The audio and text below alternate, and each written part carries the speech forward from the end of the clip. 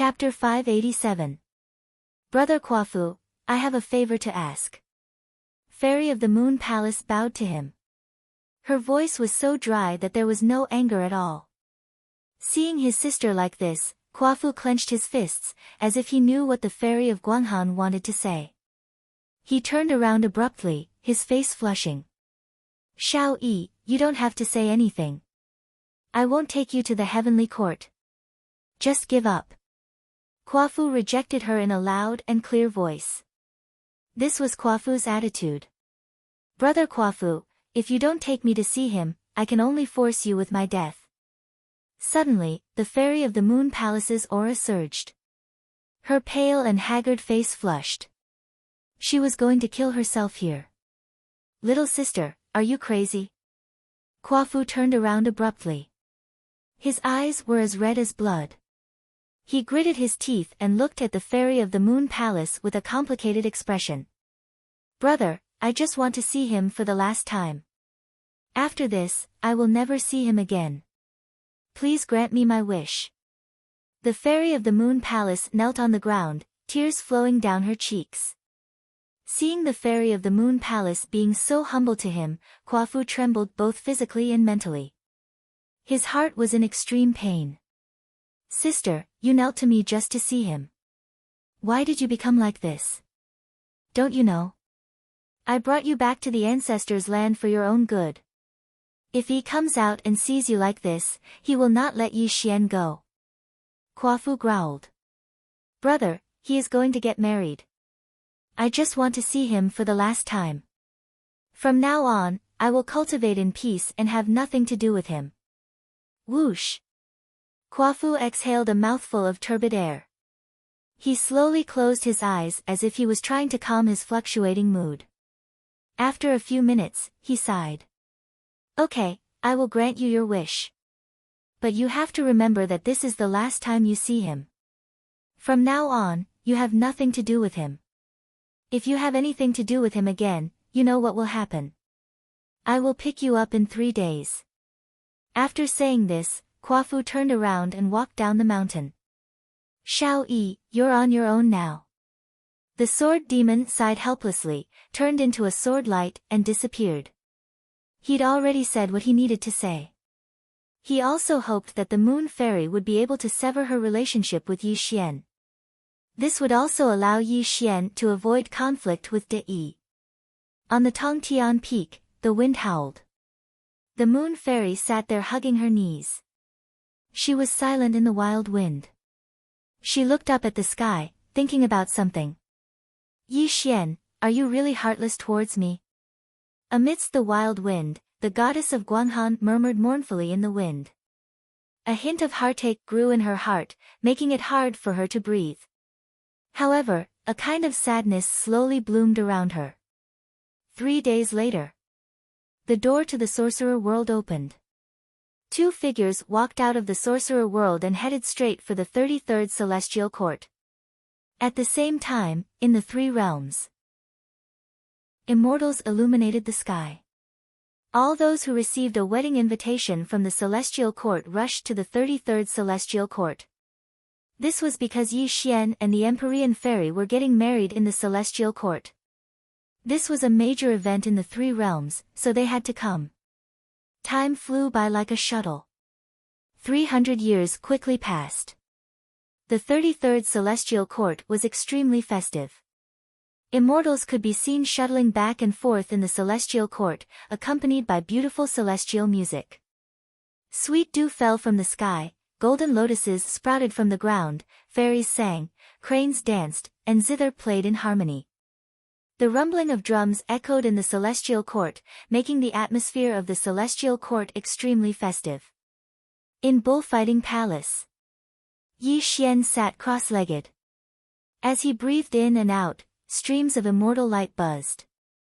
His origin immortal body glowed with an extremely terrifying might that caused all of Bullfighting Palace to slightly distort. Immortal light gushed out, causing an explosion to sound out in the air. At this moment, Yi Xian also slowly opened his eyes. A trace of disappointment blossomed in his eyes. The recovery speed of the Daluo immortal body was extremely terrifying. In just a mere 100 years, Yi Xian had recovered to his peak. However, Yi Xian didn't immediately come out of seclusion. Instead, he continued to cultivate, hoping to increase his cultivation and reach large success in the Daluo immortal body.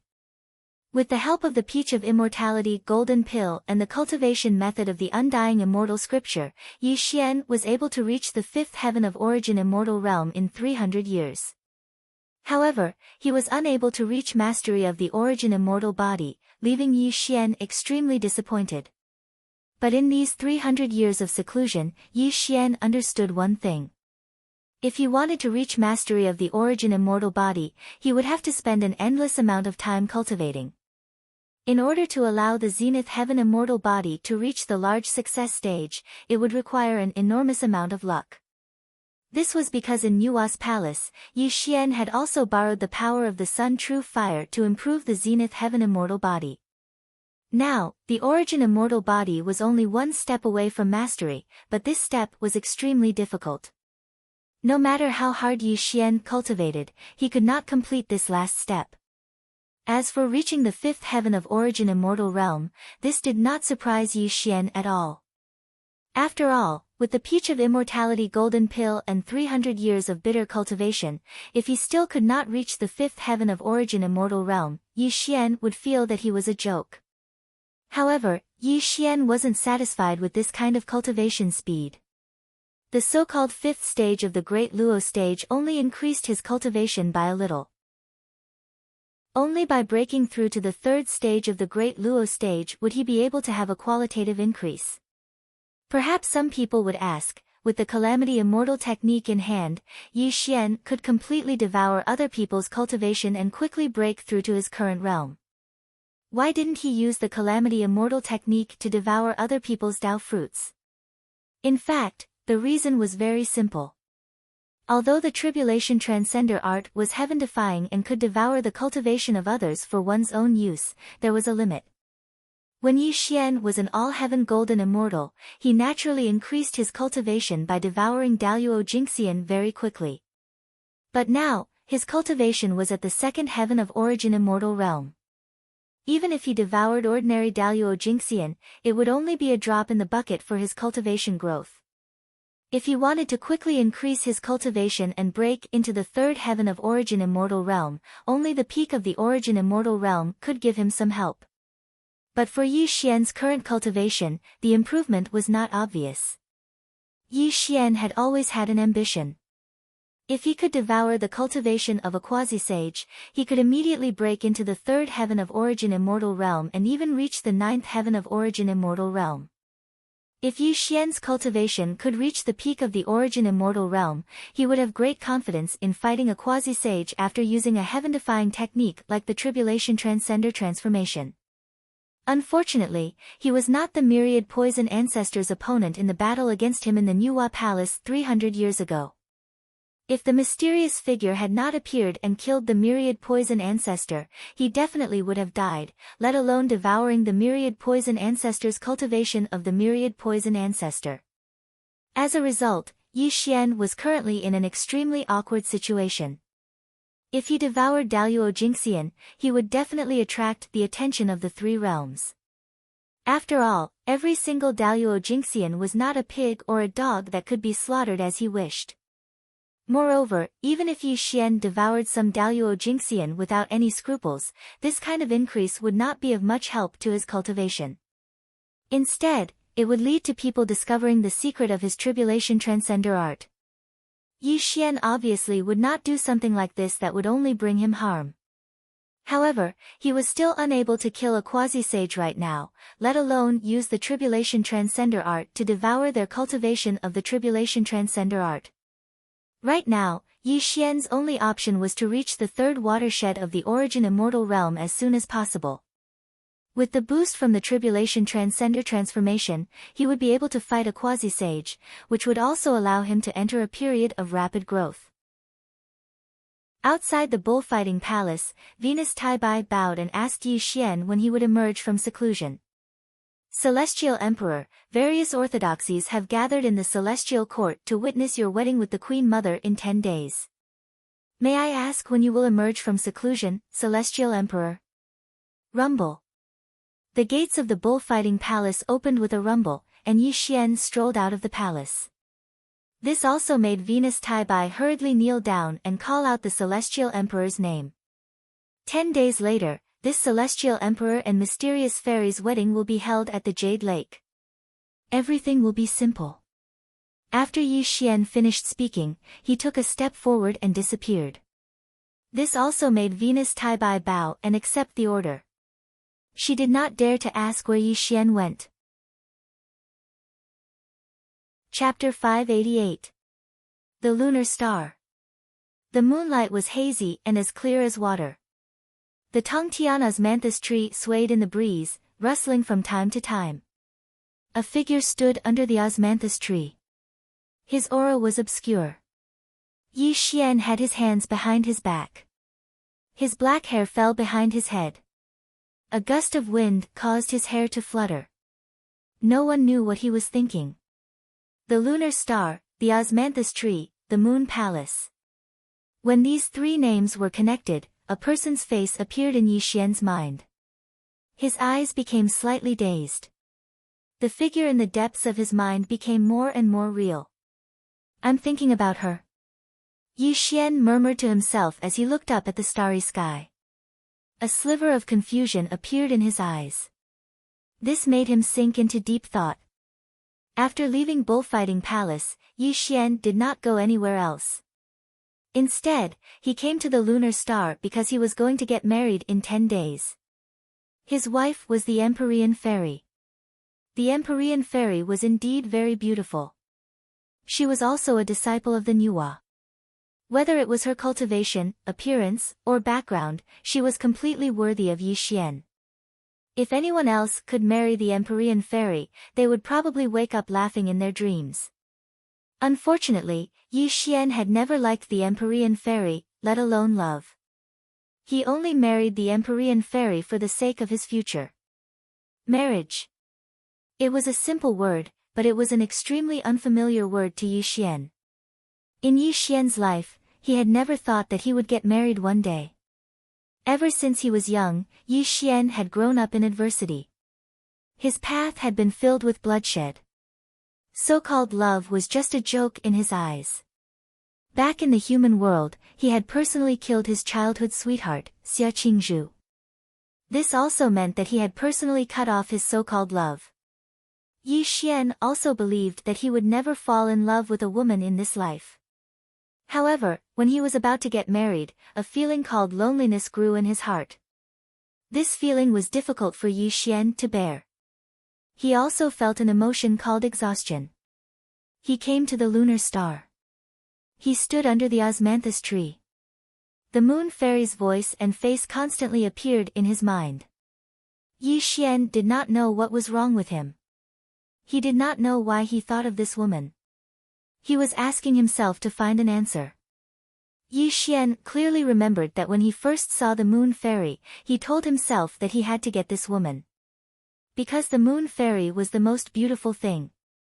Was to get Yi Xian to get her. Because she was to Yi to death to time. Because she was the moon fairy. Yi Xian had always thought that he only liked the moon fairy's body. He also had a desire to conquer this woman. Except for these two emotions, he had never really loved this woman. However, when he was about to get married, he found that he was thinking of her. He even came to the lunar star unconsciously. This was an extremely incredible thing for Yi Xian. When Kwa Fu took the moon fairy away, Yi Xian told himself that when he became a sage-to-be, he would definitely lead the Wu tribe to take the moon fairy back. Love tribulation? Yi Xian kept asking himself. An answer that he could think of was on the verge of coming out. This made him sigh slightly. The confusion in his eyes cleared up again. The so-called love tribulation was the most difficult to pass. Everyone would meet one person in their life, and this person was also the person they loved the most. They would forget to eat and sleep, and their love would linger. No matter where they were, their minds would always have the other person's existence. Someone once said that if love could be explained, then there would not be so many people in pain. Love. It was inexplicable. It was as if it was destined. Everyone would meet an unforgettable person in their life. There had never been any exceptions. When Yi Xian discovered the appearance and voice of the fairy Guang Han in his mind, he already understood that the fairy Guang Han was someone he would never forget for the rest of his life. The so-called love tribulation he was going to undergo was also the fairy Guang Han. However, Yi Xian was very confused. He had never loved the moon fairy. All he had was a domineering possessiveness. He would never fall in love with this woman. This love tribulation should be useless to him. However, there seemed to be a voice in the dark telling Yi Xian that one day in the future, he and the moon fairy would have an unimaginable entanglement. The so-called love tribulation would definitely break out. It was not as simple as he thought. All of a sudden, Yi Xian's eyes narrowed. Fine beads of sweat appeared on his forehead. At this moment, his fists were slightly clenched. Because he thought of a person that he had never understood.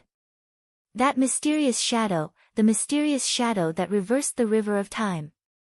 Loneliness, vicissitudes of life, sadness, and an indescribable sadness. When all these qualities appeared on this person, Yi Xian's heart trembled to the extreme. If he is my future, then why did I become like that? Yi Xian trembled as he muttered, his entire body frozen on the spot. If there was anyone in the world who understood Yi Xian the most, it was none other than himself. Yi Xian believed that he was cold and ruthless. He was ruthless and would do anything to achieve his goals. However, he had never felt lonely and sad. If he is me, what did I experience in the future? Why did I become like this? Or is this mysterious shadow not me? Yi Xian murmured to himself. He was searching for a shocking truth. However, no matter how he guessed, he could not get the answer he wanted. Could it be because of her? Yi Xian's whole body trembled. His eyes suddenly became gloomy, and a trace of cold killing intent flashed across his eyes. Yi Xian had never forgotten what the mysterious shadow in Yuhua Palace had told him before she saved his life and was about to leave. Reversing the river of time, breaking the ancient and modern world, I will suffer a great calamity in the future. Can you change the future in this life? What kind of future do I have to change? If he is really my future, and I am already so strong in the future, what kind of calamity would make him so sad? Yi Xian murmured to himself. Cold sweat kept rolling down his forehead. He seemed to have caught a clue, but he could not find the answer no matter how hard he searched. Love calamity? Is it her? Suddenly, Yi Xian's spiritual light flashed, and the appearance of the moon fairy appeared once more. However, this time, the killing intent around Yi Xian's body appeared, and it only calmed down after a dozen breaths of time. If the calamity I will suffer in the future is caused by her, can I change the future by killing her? Yi Xian murmured gloomily. He did not know if his guess was right. The breeze was gentle, and the moonlight was like water. The Tongtian osmanthus tree swayed slightly in the wind. The moonlight that passed through the osmanthus tree illuminated Yi Xian. He stood under the osmanthus tree and sank into deep thought. Chapter 589. Dong! Dong! Dong! 81 bells rang throughout the 33rd celestial court. Resplendent immortal light streaked across the sky as tens of thousands of immortals gathered for the occasion. Immortals, demons, and devils, representatives of various orthodoxies, as well as the chariots of many great masters, flew across the sky. The 33rd celestial court was bustling with noise and excitement. Today was the day of Yi Xian and the Empyrean fairy's wedding. This also meant that the new Queen Mother was about to ascend to the throne. This was a grand occasion in the three realms, so it was naturally extremely grand. The Jade Pool. Immortal clouds and auspicious vapors filled the air. Thousands of white jade tables were arranged in the center of the Jade Pool. Each table was filled with fine nectar and many spirit herbs for the immortals to consume. At the center of the jade pool, the Empyrean fairy wore a phoenix coronet and a red dress. Paired with her noble and holy face, the Empyrean fairy was the most beautiful sight in the jade pool. The Empyrean fairy was smiling. No matter which immortal greeted her, she would respond with a smile. However, if one were to pay close attention, they would notice that the Empyrean fairy would occasionally glance in the direction of the bullfighting palace with a complicated look in her eyes. "Your Highness, today is the day of your wedding with the Celestial Emperor. He must be on his way to the jade pool right now." Venus Tai Bai was the best at reading people's expressions. Although the Empyrean fairy hid it well, he could still tell what was on her mind. This allowed him to console the Empyrean fairy. "Didn't Yi Xian come out of seclusion 10 days ago? Don't you know where he went?" The Empyrean fairy frowned. Seeing the Empyrean fairy frown, Venus Tai Bai bowed. Although a heavenly general had reported to him that Yi Xian had gone to the lunar star, how could he dare to tell the Empyrean fairy such a thing? "The heavenly emperor has never informed us of his actions. The old minister really doesn't know where the heavenly emperor has gone." Venus Tai Bai pretended to be ashamed. "Reporting to the Empress, all the guests have arrived. In half an incense stick's worth of time, the ceremony will begin." Immortal Judge Sky quickly walked over and bowed to the Empyrean fairy. The so-called heaven worship ceremony was the process of Yi Xian and the Empyrean fairy becoming husband and wife. The two of them first had to worship the heavens, then they would bow to each other and drink the Dragon Phoenix Immortal brew. This also represented the two of them becoming husband and wife.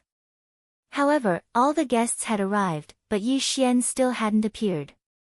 The heaven worship ceremony couldn't begin at all. If the auspicious time was delayed, then it would really become a joke. At this time, the Empyrean fairy's expression was very ugly. She never would have thought that on the day of her wedding with Yi Xian would actually be late. Before the heaven worship ceremony begins, this immortal doesn't care what method you use. "You must delay until the heavenly emperor arrives," Venus Tai Bai sternly said to Immortal Judge Sky. This Immortal Judge Sky was put in a difficult position when he heard Venus Tai Bai's words. At this time, all the guests had arrived and there was only half an incense stick's worth of time until the heaven worship ceremony began. How could a mere Immortal Judge Sky delay? Seeing Immortal Judge Sky's difficult expression, Venus Tai Bai's expression darkened. He scolded in a low voice, "No matter what method you use to delay, you must wait for the heavenly emperor to appear. Otherwise, if something goes wrong, you'll have to make a trip to the immortal execution stage." Yes, this little immortal obeys.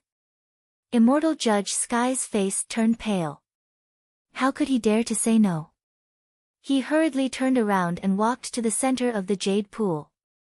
Clearly, he could only brace himself and face the guests. "Don't be impatient, Immortal Judge Sky will definitely arrive in time." Venus Tai Bai smiled flatteringly. However, a hint of anxiety flashed across his eyes. Clearly, he wasn't as calm as he appeared on the surface. "Damn it!" Empyrean fairy cursed to herself. She turned around and sat down on the phoenix chair. She could only wait for Yi Xian's arrival. At the same time, the jade pool gradually fell silent. All the guests' gazes were focused on Immortal Judge Sky. This was because Immortal Judge Sky was blabbering on and on about a bunch of useless nonsense. At first, the guests didn't pay too much attention to it. They just thought it was a simple process. However, as time passed, the guests suddenly realized something strange. First of all, they hadn't seen Yi Xian's figure since they entered the jade pool. Moreover, there was only 10 minutes left until the auspicious hour. Moreover, the Empyrean fairy's slightly embarrassed expression was noticed by the guests. If they still didn't realize that something was wrong, wouldn't it be a huge joke? What's going on? Why hasn't Yi Tiandi appeared yet? Ha, look at that Immortal Judge Sky's pale face. I'm afraid something unexpected will happen to this wedding. It can't be. Today is Yi Tiandi and the Empyrean Fairy's wedding. This is a grand occasion in the three realms. How could something unexpected happen? Fellow Taoist, look carefully. Yi Tiandi still hasn't appeared. All sorts of discussions quietly sounded among the guests. Although their voices were very soft, they still reached the Empyrean Fairy's ears. This caused her face to turn red and her delicate fists to slightly clench. Noisy. Suddenly, Emperor Ziwei berated coldly, instantly silencing the guests' discussions. Mahamayuri has arrived. Western Tathagata Buddha has arrived. Underworld's King Chujiang has arrived. Tai Jinren has arrived. The immortal light of the great all-embracing Immortal filled the sky.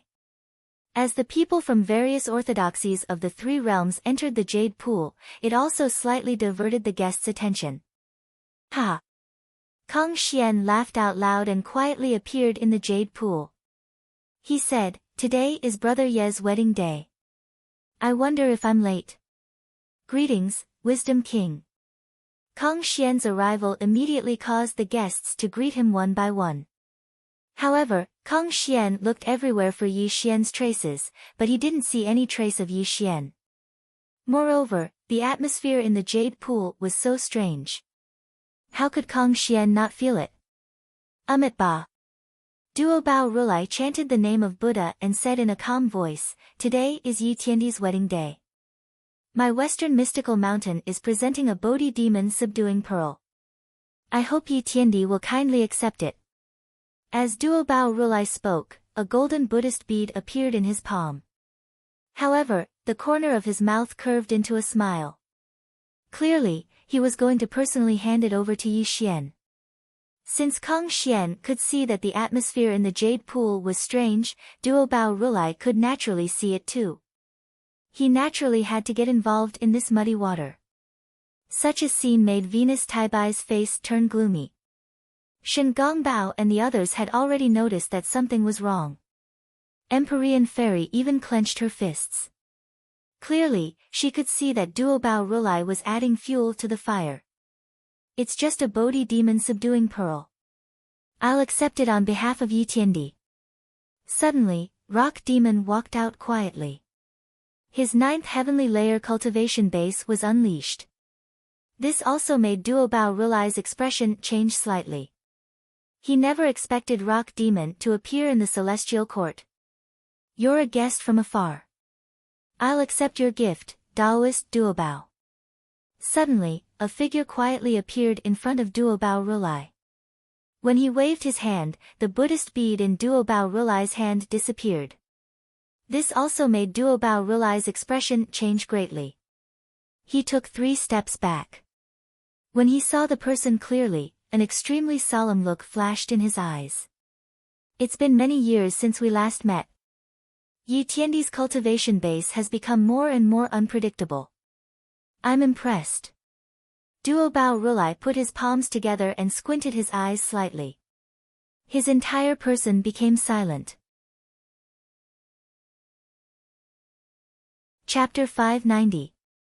Although Duo Bao Rulai held great enmity towards Yi Xian and wished for nothing more than Yi Xian's death, he still praised Yi Xian from the bottom of his heart after witnessing the growth of Yi Xian's cultivation base.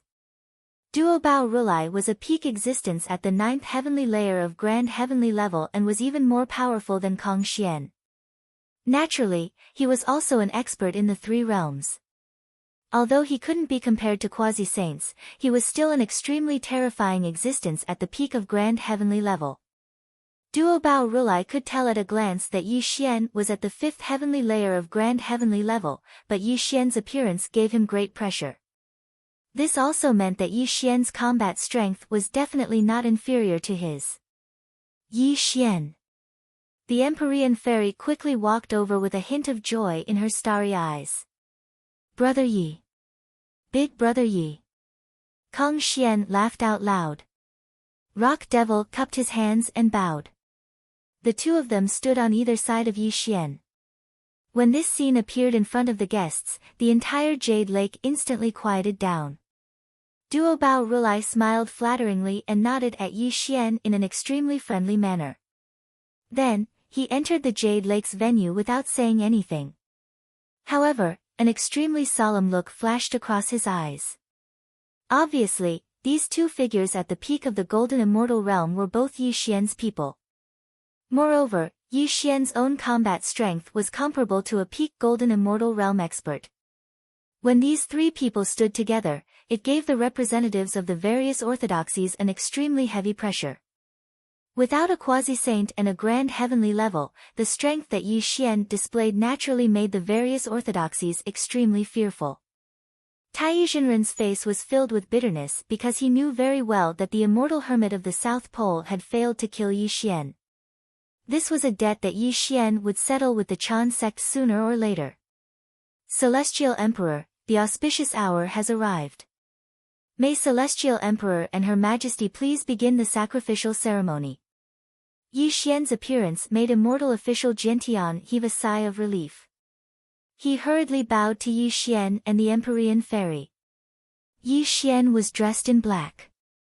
This was his usual attire. Even though today was his wedding day, he didn't wear the Celestial Emperor's yellow robe. Mystic Maiden, come with me. Yi Xian smiled at the Empyrean Fairy and held her hand. This made the Empyrean Fairy a little shy, but she still allowed Yi Xian to pull her to the center of the Jade Lake. Under the gazes of all the guests, Yi Xian and the Empyrean Fairy began the sacrificial ceremony. The entire process was solemn and solemn. All the guests were silent. After going through all the tedious formalities, the ceremony was finally complete. Husband and wife, bow to each other. Venus Taibai's face was flushed red. Her voice echoed in the Jade Lake. Yi Xian looked calmly at the Empyrean Fairy and said in a gentle voice, "After today, you will be the leader of the female immortals of the three realms. You and I are of one heart and one mind. We are officially husband and wife. Yi Xian, do you love me?" The Empyrean Fairy bit her lip and looked resolutely at Yi Xian. She also asked the question she wanted to know the most. Yi Xian was slightly taken aback when he saw the Empyrean Fairy's solemn expression. He fell silent because he really didn't know how to answer this question. Yi Xian could have lied, but he didn't want to. He could only remain silent. Although the conversation between the two of them was light, all of the guests present had extraordinary cultivations, so they naturally heard everything. When they saw Yi Xian remain silent, everyone's eyes revealed astonishment. "It's okay. I will make you fall in love with me." Suddenly, the Empyrean Fairy smiled. Her smile was very bright and had a kind of holy radiance. However, a trace of sadness quietly appeared in her eyes, but she hid it very well. Yi Xian sighed inwardly when he saw the Empyrean Fairy's smile. He could feel that the Empyrean Fairy had already fallen in love with him. He was afraid that in the future, she would be a silent tie to him. "Empyrean Fairy greets my husband." Under the gazes of all the guests, the Empyrean Fairy bowed. "Greetings, my wife." Yi Xian bowed. The two of them also completed the ceremony of husband and wife. "A worthy younger brother, drink the wine and you two are officially husband and wife." Kong Xian strode over with 2 cups of dragon and phoenix fairy brew in his hands. He smiled and handed them to Yi Xian and the Empyrean Fairy. At the same time, congratulations from all the guests were heard. Yi Xian and the Empyrean Fairy's arms crossed. The next moment, they were about to drink the wine in their cups. What an affectionate couple! Suddenly, an extremely discordant voice sounded. Heaven and earth rumbled in all directions. The clouds within 1,000,000 miles suddenly darkened. An extremely terrifying aura pressed down on the fairy pool. "How dare you? Who dares to disturb the Celestial Emperor's wedding?" Venus Taibai roared. Shen Gongbao and the others looked at the distant sky with cold expressions. Rumble. Majestic Magus light pierced through the heavens. That beam of light from the Tongtian had crossed millions of miles and appeared above the fairy pool in the blink of an eye. A member of the shaman race? Kang Xian's face chilled, the origin immortal light seething from his body. A savage killing intent flashed through his eyes as if he would attack this newcomer at any moment. One could not blame Kang Xian for his attitude. After all, today was Yi Xian's wedding, and as Yi Xian's big brother, Kang Xian had personally come to congratulate him. But some ignorant person had come to cause trouble. This person was completely disregarding Kang Xian. Others might be afraid of you, Kang Xian, but in this shaman's eyes, you're nothing.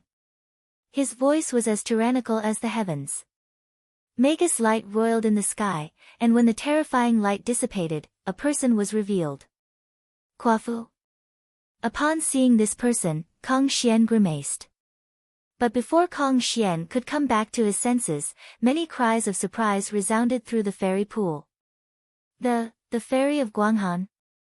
Venus Taibai cried out in shock. Not only Venus Taibai, but all the guests present were in an uproar. Who else could the woman beside Quafu be but the fairy of Guanghan?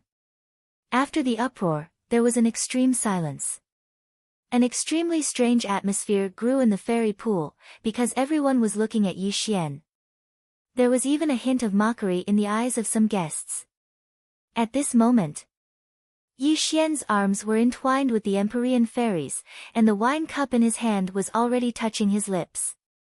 But when he saw the fairy of Guanghan high in the sky, he froze on the spot, and the wine in his cup spilled to the ground. Clang! The wine cup fell to the ground, but it was not Yi Xian's cup, but the Empyrean fairies. This caused Yi Xian to instantly come back to his senses. The fairy of Guanghan? The Empyrean fairy bit her lips and looked up to the sky. She saw a woman in snow-white clothes quietly looking at her and Yi Xian. But when the Empyrean fairy saw the woman's face, her starry eyes went into a trance. Beautiful. Very beautiful, very beautiful. Why is there such a beautiful woman in the three realms?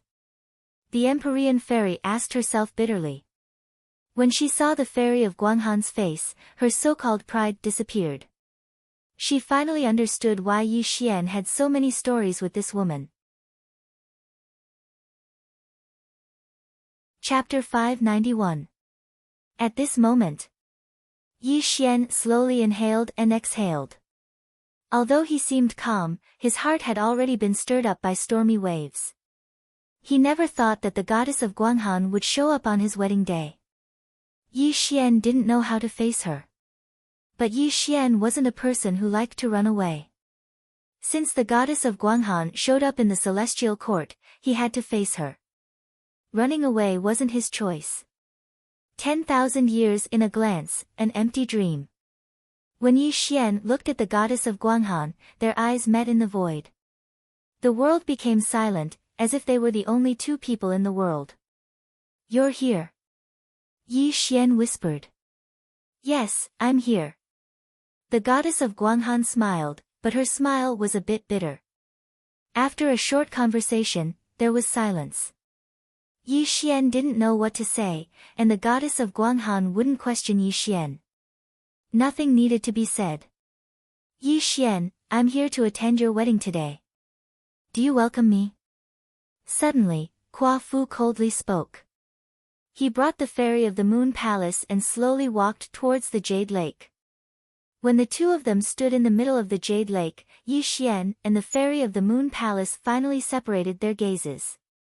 Friends from afar, of course I welcome you, Yi Xian said calmly.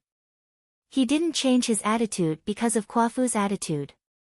Are you the goddess of Guanghan? The Empyrean fairy smiled and walked to the side of the goddess of Guanghan. She didn't seem to be hostile to the goddess of Guanghan at all. It's Yi Xian's blessing to marry you, the goddess of Guanghan said with a sigh. I've long heard that Big Sister is the #1 fairy in the three realms. Now that I've seen you today, you really do live up to your reputation. Since Big Sister has come to attend my wedding with Yi Xian, please stay in the celestial court for a few more days after the wedding banquet. The Empyrean fairy was still smiling, but her smile was very forced. She knew that the arrival of the moon fairy would cause problems. There's no need for a wedding banquet. Can I have a word with Yi Xian in private? However, if one listened carefully, they would discover that her voice was trembling slightly. Hearing the Moon Fairy's words, the Empyrean Fairy's expression changed slightly. She bit her lips and forced a smile. As long as you agree, I have no objections. Everything was quiet, and the world was silent. The conversation between the two women was like a smokeless war. All the guests watched with strange expressions. Kang Xian and the others sighed in their hearts. They knew that they could not interfere in this matter, so how could they help Yi Xian? Come with me. Suddenly, Yi Xian took a step forward. Under everyone's surprised gaze, Yi Xian took the Moon Fairy's hand and the two of them disappeared in the fairy pool. Such a scene made all the guests' expressions strange. The Empyrean Fairy clenched her fists. Her chest rose and fell violently. An extremely sour feeling grew in her heart. Today is the day that the Celestial Emperor and I tie the knot. Everyone, please drink a few more cups. After 3 breaths, the Empyrean Fairy smiled. She had the magnanimity of the Queen Mother of the Celestial Court. She even summoned fairies to pour wine for the guests, which slightly eased the depressing atmosphere in the fairy pool. Sister-in-law, don't worry. Brother Yi will definitely give you an explanation. Kang Xian secretly sent a message to the Empyrean Fairy to comfort her. Hearing Kang Xian's words, the Empyrean Fairy smiled sadly and did not say anything. She just looked in the direction that Yi Xian and the Moon Fairy had disappeared. The bitterness in her heart grew stronger. Lunar star, under the Tangtiana's manthus tree. The bright moonlight shone down, illuminating Yi Xian and the Moon Fairy. The two of them looked at each other speechlessly. They did not know what to say. Do you hate me? Yi Xian finally broke the silence. No. The Moon Fairy lowered her eyes. Only the celestial light around her was rippling slightly. Actually, I shouldn't have come. It's just that today is your wedding day. I begged Brother Quafu to take me to see you for the last time. The Moon Fairy slowly raised her head. However, her eyes were blurred by tears. A line of clear tears streaked across the Moon Fairy's face. As the tear fell to the ground, it made an almost inaudible sound. This also made Yi Xian's heart tremble. He did not dare to look into the Moon Fairy's eyes. Chang-yi, you shouldn't cry for me. You should know that I walk the path of heartlessness. I will never fall in love with any woman in my life. Yi Xian slowly breathed in and then slowly exhaled. He raised his hand and gently wiped the tears from the corner of the Moon Fairy's eyes. Regardless of whether I am heartless or sentimental, I only know that the person I love is you. That has never changed, Fairy Guanghan murmured to herself. An indescribable smile appeared on her face. Hearing the Moon Fairy's words and seeing the smile on her face, Yi Xian's heart trembled more and more. A sour feeling grew in his heart. This also made him slowly turn around. He did not dare to look at the Moon Fairy's face.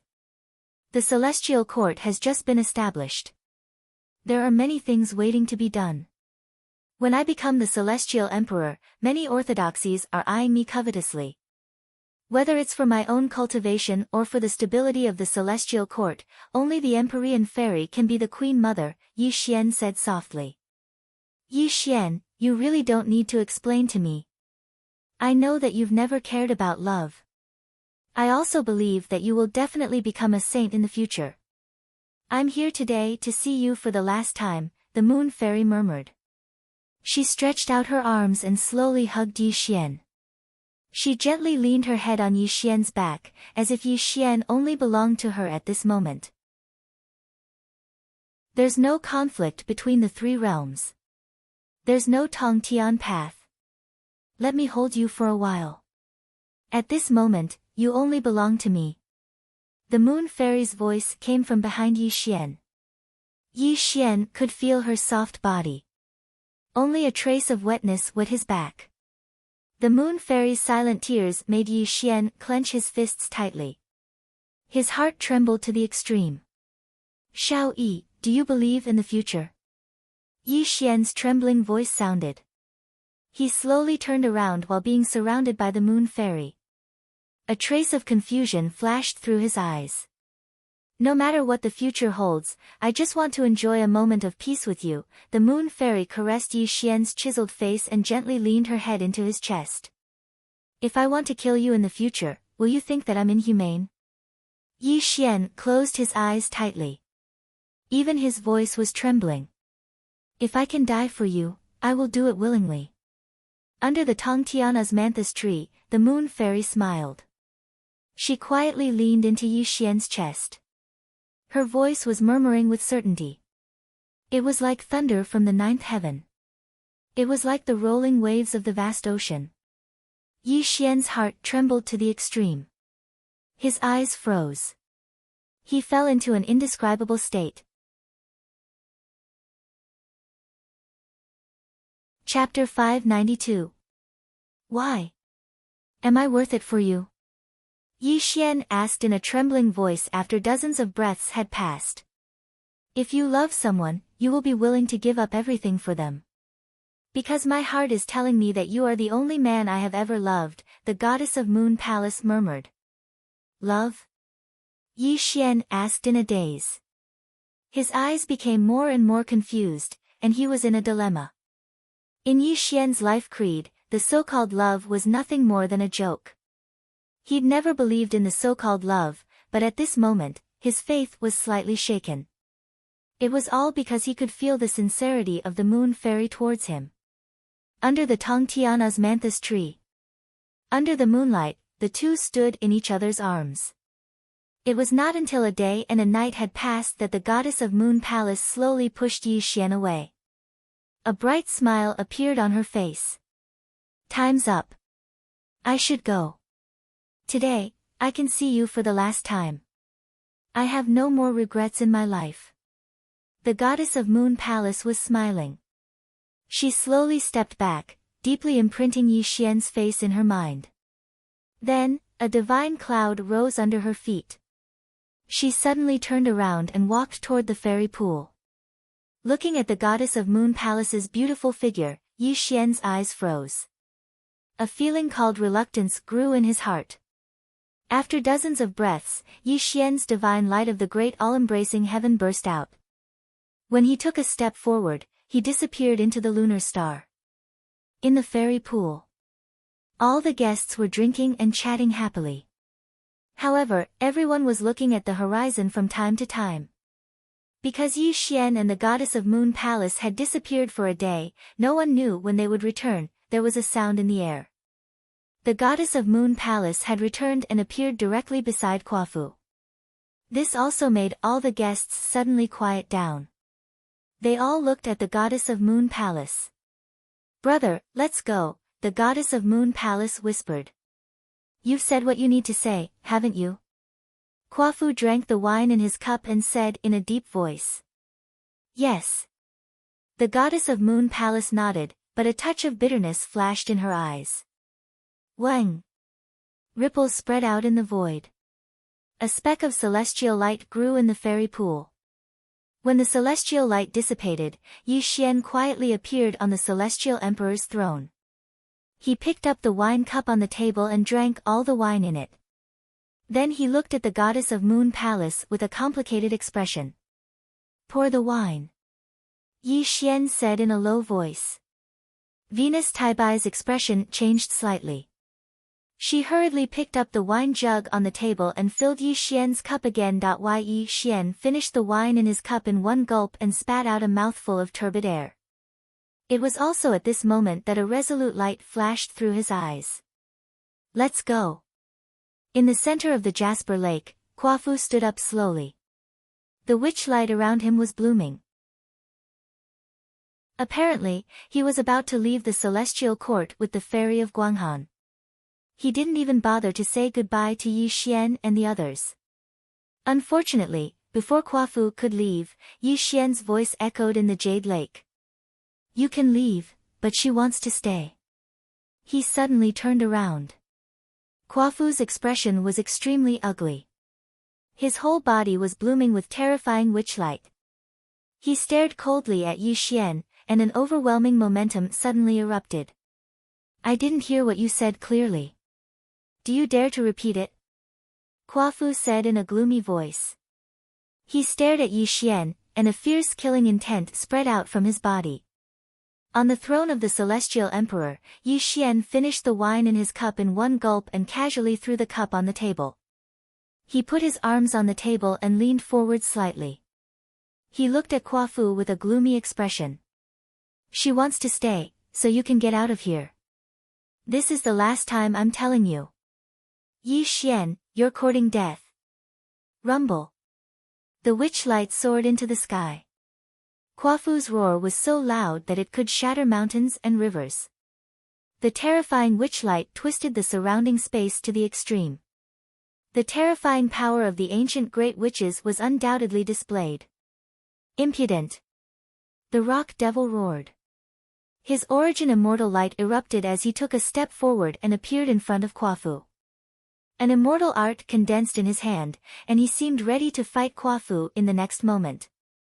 Such a scene caused the guests to go into an uproar.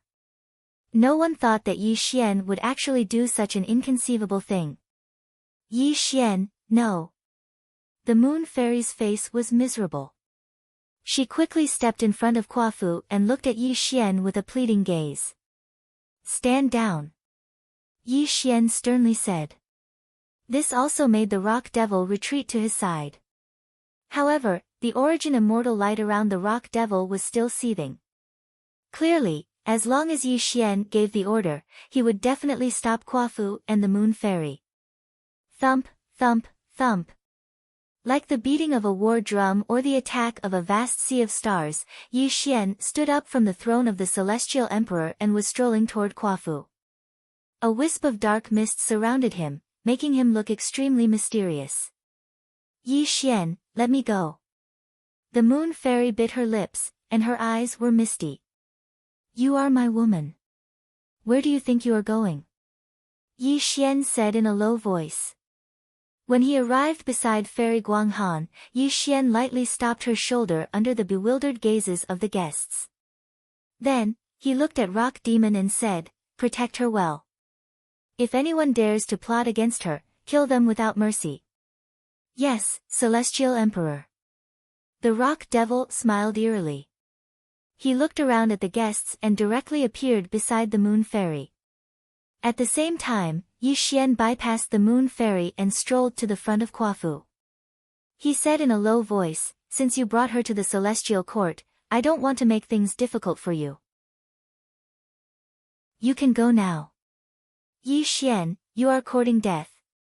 Kwafu was enraged to the extreme. Yi Xian, who he'd once treated as an ant, actually dared to speak to him in such a manner and even ordered him to do so in a condescending manner.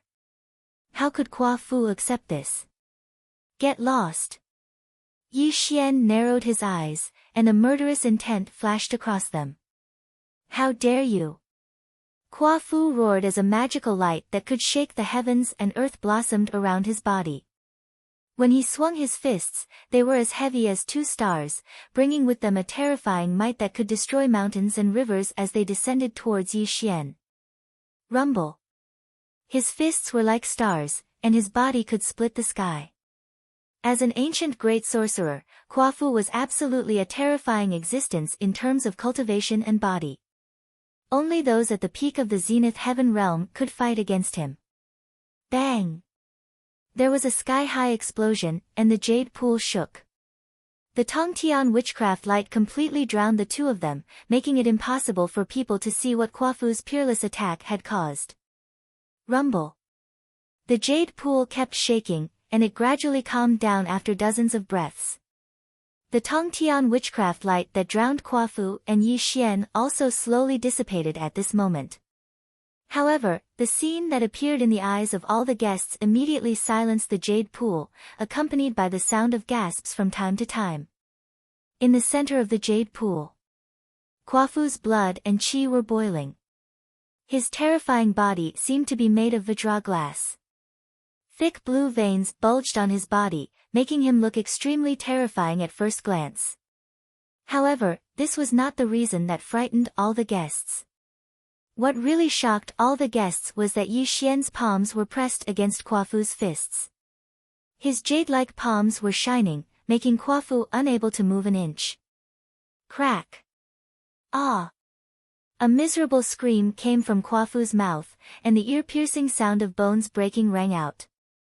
His fists were constantly deformed in Yi Xian's hands, and the pale bones of his hands were faintly discernible, accompanied by the extremely terrifying sound of bones breaking. Get lost! It was like the explosion of stars and thunder.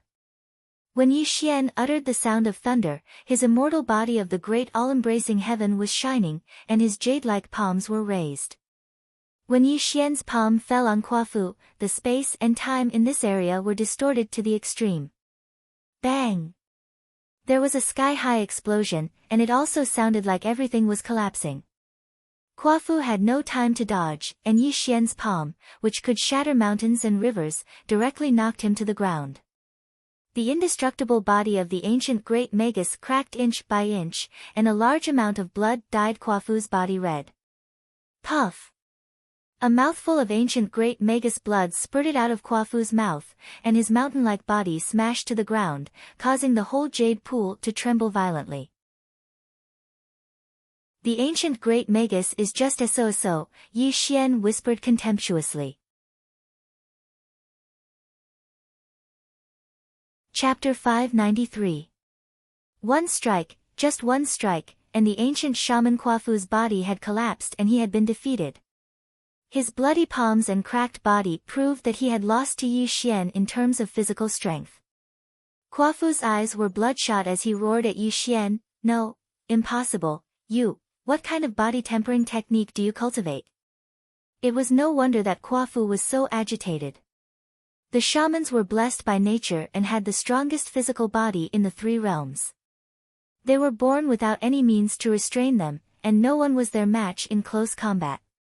Moreover, the shamans were born without a soul, and so-called soul attacks were useless against them. It could be said that they were the strongest race in the three realms. However, there were gains and losses in this world. The shamans were powerful, but because they were born without a soul, they could not produce a saint. This was the only regret of the shamans. But what had happened today? His physical body, which Kuafu was most proud of, was defeated.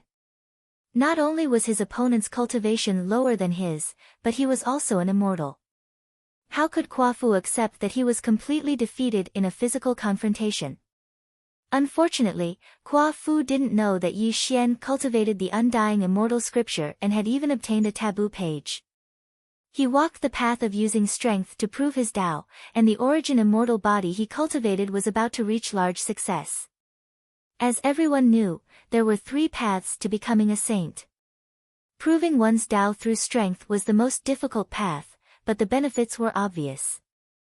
Whether it was in terms of divine ability or physical body, they could be called the strongest. How could a mere ancient shaman's body compare to Yi Xian's? Yi Xian's terror was obvious to all. Even Duo Bao Rulai was watching solemnly. As a peak existence in the ninth heaven of Daluo, he was only one step away from becoming a sage-to-be. But when he saw the terror of Yi Xian's physical body, fear flashed through his eyes. The most important aspect of the shaman race was the physical body. Kuafu's physical body had suffered a calamity, causing him to be heavily injured. Even if he still had the strength to fight Yi Xian, the only outcome for him when facing Yi Xian's origin immortal body was death. "Since you're her big brother, I won't kill you today. You can go now." Yi Xian put his hands behind his back and did not press the attack. He seemed to be saying something very casual, but Kuafu's expression changed greatly. He looked at Yi Xian with a gloomy expression.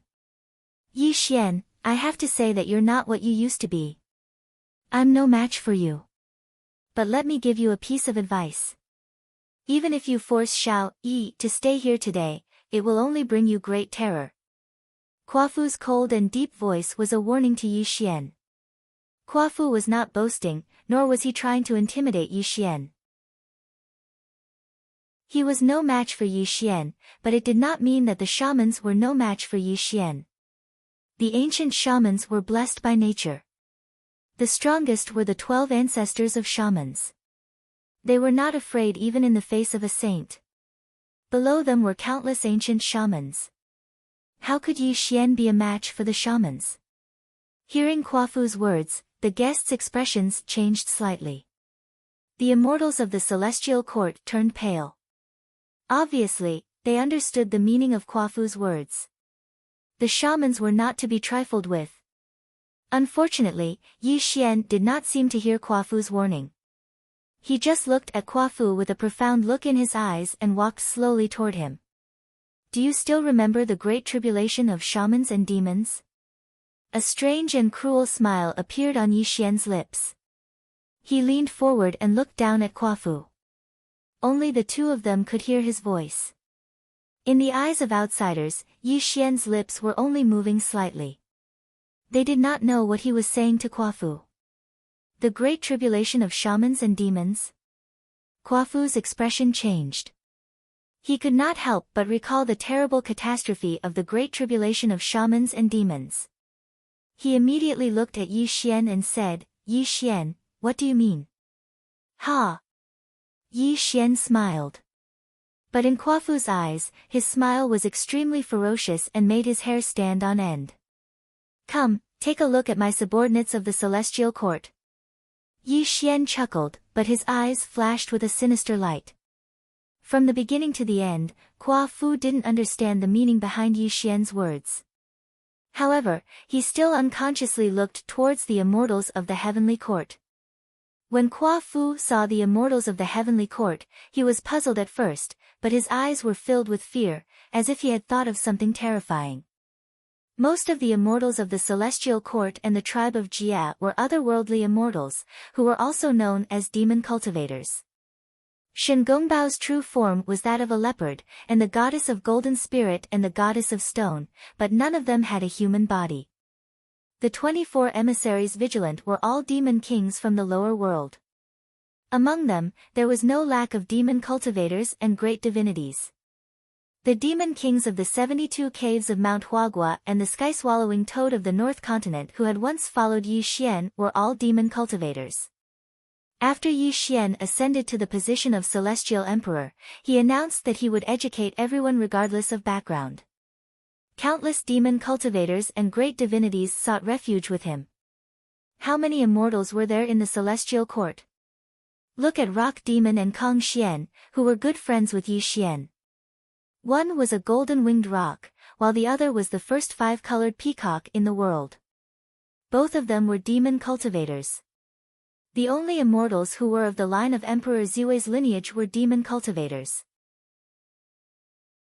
80% of the celestial court were demon cultivators. It could be called a demon court instead of a celestial court. Quafu was not stupid. He looked rough, but he was an extremely intelligent man. Only now did he realize that if Yi Xian continued to develop like this, the ancient celestial court would reappear. What was the ancient celestial court? The ancient celestial court had 2 celestial emperors. Emperor Jun and Dong Huangtai led hundreds of millions of demon cultivators to run amok in the 3 realms. They even started the Great Witch Demon Tribulation for the demon cultivators and the wizard tribe. In the end, both sides suffered great losses. The wizard tribe had to withdraw from the 3 realms and return to the wizard tribe's ancestral land to recuperate. Because of the Great Witch Demon Tribulation, the ancient celestial court was destroyed. Hundreds of millions of demon cultivators were left without a leader. Until now, no one had been able to unify the demon cultivators. However, the celestial court established by Yi Xian had a vague outline of the ancient celestial court. Yi Xian, what do you want to do? Quafu asked in a trembling voice. His eyes were heavy. If the wizard tribe knows its place, the celestial court and the wizard tribe will be able to coexist peacefully. However, if the wizard tribe insists on making things difficult for me, perhaps the Great Witch Demon Tribulation will start again in the future. Yi Xian smiled. However, his smile was extremely sinister. Clearly, he was not joking. After all, there was nothing in the world that Yi Xian did not dare to do. If the wizard tribe thought that Yi Xian was easy to bully, then the second great witch demon tribulation would really happen. Quafu's face was as dark as water. He wanted to refute Yi Xian, but he also wanted to angrily rebuke Yi Xian for being too arrogant. You are just a grand heavenly immortal. Compared to the wizard tribe, the celestial court was even weaker. How dare you, Yi Xian, speak such arrogant words? Chapter 594. However, Quafu did not say what he was thinking, because when he saw Yi Xian's fierce eyes, his heart trembled slightly. He could not help but recall the legends of Yi Xian's journey. Yi Xian had been a little primordial unity Xian immortal to become the master of the three realms today. He had also improved the strength of the celestial court to such a level. This was definitely a legend. Although the celestial court could not be compared with the Wu tribe now, what about the future? If Yi Xian could really lead hundreds of millions of demons, he might really be able to recreate the horror of the ancient celestial court. This was not a fantasy, but something very likely to happen. Some people might say that the Wu tribe could totally destroy the celestial court, but don't forget that the sages of heaven and earth were present, and the 33rd celestial court was created by the way of heaven. If the Wu tribe really dared to start a war against the celestial court now, the sages would definitely take action, which was definitely not something the Wu tribe wanted to see. Yi Xian was very organized and would never put himself in danger, which was why he wanted to seek the celestial emperor's support. Remember my words, you can go now. Yi Xian smiled and suddenly turned to leave. No one knew about the conversation between Yi Xian and Quafu, but the guests were surprised to find that when the two finished talking, Quafu's face was solemn, as if he had experienced something very bad. Rumble. Wizard light bloomed and rushed into the sky. In the surprised eyes of the guests, Quafu did not say anything else and was obviously about to leave. Xiao Yi, take care of yourself. High in the sky, Quafu took a deep look at the fairy of Guanghan and let out a long sigh. Then he turned into a wizard light and disappeared from the celestial court. Brother. She didn't know what Yi Xian said to Quafu to make him leave just like that. However, she felt guilty towards Quafu. She was the one who begged Quafu to bring her to see Yi Xian, but in the end, she left alone with heavy injuries. Are you willing to marry me? Yi Xian slowly walked over, his eyes looking straight at the fairy of the moon as he spoke in a serious voice. Looking at Yi Xian's gentle eyes, the moon fairy bit her lips. Because Yi Xian was the only man she loved, how could she not be willing? However, even if she was willing, the witch tribe would never allow her to marry Yi Xian. Furthermore, the Empyrean fairy was right beside her. If she really agreed to Yi Xian, what would the Empyrean fairy do? Maybe Yi Xian sensed what the goddess of moon frost was thinking. Since he had asked the goddess of moon frost to stay, he must have made a decision. Therefore, he strolled toward the Empyrean fairy. The Empyrean fairy clenched her fists. There was a touch of melancholy in her eyes. Her heart was slightly sour because she had already seen Yi Xian's purpose and knew what Yi Xian wanted to say to her. You want to marry her? The Empyrean fairy stared at Yi Xian. Her voice was extremely calm, but if one listened carefully, one would find that there was a slight tremor in her voice. Looking at the Empyrean fairy's pale face, Yi Xian sighed in his heart and then nodded. He looked directly at the Empyrean fairy and said without any evasion, Today is supposed to be our wedding day, but since she is here, I must give her an explanation. Therefore, I must marry her. What about me? The Empyrean fairy laughed self-deprecatingly. Should I leave now? I've said it before. Today is our wedding day. Although I will marry her, I will also marry you, Yi Xian said calmly. One dragon and two phoenixes. The Empyrean fairy gritted her teeth and looked at Yi Xian with a complicated expression. She said coldly, Do you think I will agree? I'm not asking for your opinion. I'm telling you a fact. Whether you agree or not, I will marry both of you today, Yi Xian said calmly. Ha! Yi Xian, don't you think you're being very overbearing and unfair to me? The Empyrean fairy clenched her fists as her body trembled uncontrollably. The Empyrean fairy had never thought that two women would serve one husband. She could not accept this and was questioning Yi Xian in a low voice. Perhaps it's unfair to you, but it's also unfair to her. I can only make it up to you in the future. Yi Xian knew that his words were hurtful, but his union with the Empyrean fairy was an exchange of benefits. The two of them had not known each other for long. If not for their union in the world of yin and yang, all these things would not have happened. To put it bluntly, the Empyrean fairy was willing to marry Yi Xian because she had lost her virginity to him. The most important reason was that Nuwa had once told her that Yi Xian was very likely to be the seventh heaven's destined saint. To Yi Xian, the Empyrean fairy was born from the essence of heaven and earth. She was also the legendary Xiantian Dao. Her roots were also tied to the Nuwa palace. In Yi Xian's eyes, their union was only an exchange of benefits. He did not feel guilty, nor did he ask for the Empyrean fairy's opinion. This was because Yi Xian was just like that. He would never lower his head to a woman, not even the Empyrean fairy. Alright, even if I agree to marry you, Yi Xian, I want to ask you, who will be the celestial mother? Although the Empyrean fairy had not known Yi Xian for a long time, she could tell that Yi Xian was a man of his word. No one could change his mind. This made her ask the most important question. Yes. If Yi Xian married two people, who would be the celestial mother of the celestial court? This was an unavoidable question.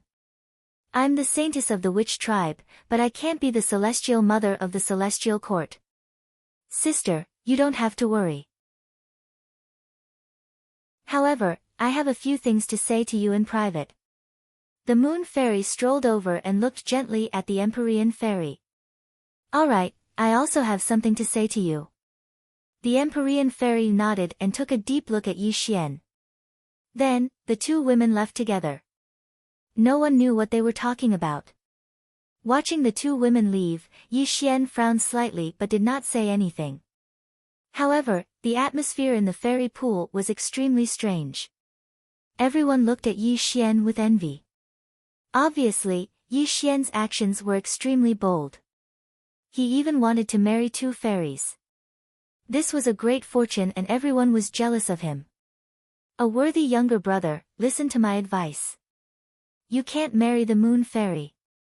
Kong Xian sent a secret message to Yi Xian with a frown.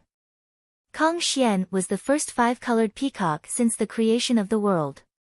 He was an extremely powerful figure at the peak of the Daluo realm. Although he had not become a sage-to-be, he knew the terror of the witch tribe very well. This was because Kong Xian had personally witnessed the terror of the witch tribe's calamity. No one knew the power of the witch tribe better than him. If Yi Xian really married the moon fairy, it would definitely bring him a lot of trouble.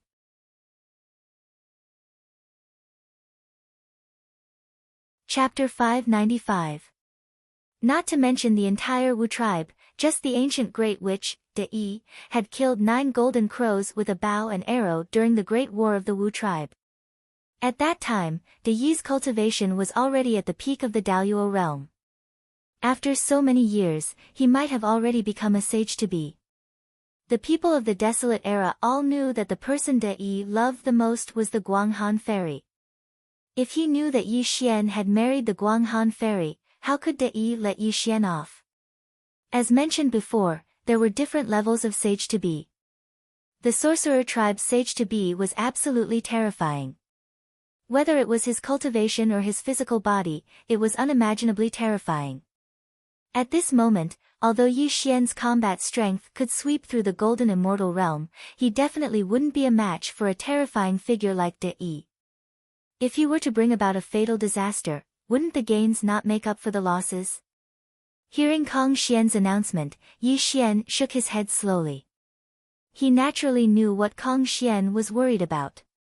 However, once Yi Xian made a decision, he would not change it easily. Moreover, along the way, Yi Xian had faced too many people whose cultivation was higher than his. However, in the end, weren't all of them trampled under his feet to achieve his current status and cultivation? Running away was not the path that Yi Xian wanted to take. Only by moving forward fearlessly was his path. He could only become stronger through continuous training. If he did not dare to get the woman he wanted, it would be a great humiliation for Yi Xian. Time passed quickly. After half a day, the two women returned. However, what surprised everyone was that the two women did not have any hostility. Instead, they walked towards Yi Xian while chatting and laughing. Yi Xian, we sisters are lucky to have you. The Empyrean fairy smiled and teased. She did not have the slightest dissatisfaction from before. This made Yi Xian stunned. He did not know what the two women were talking about. However, Yi Xian did not ask the two women.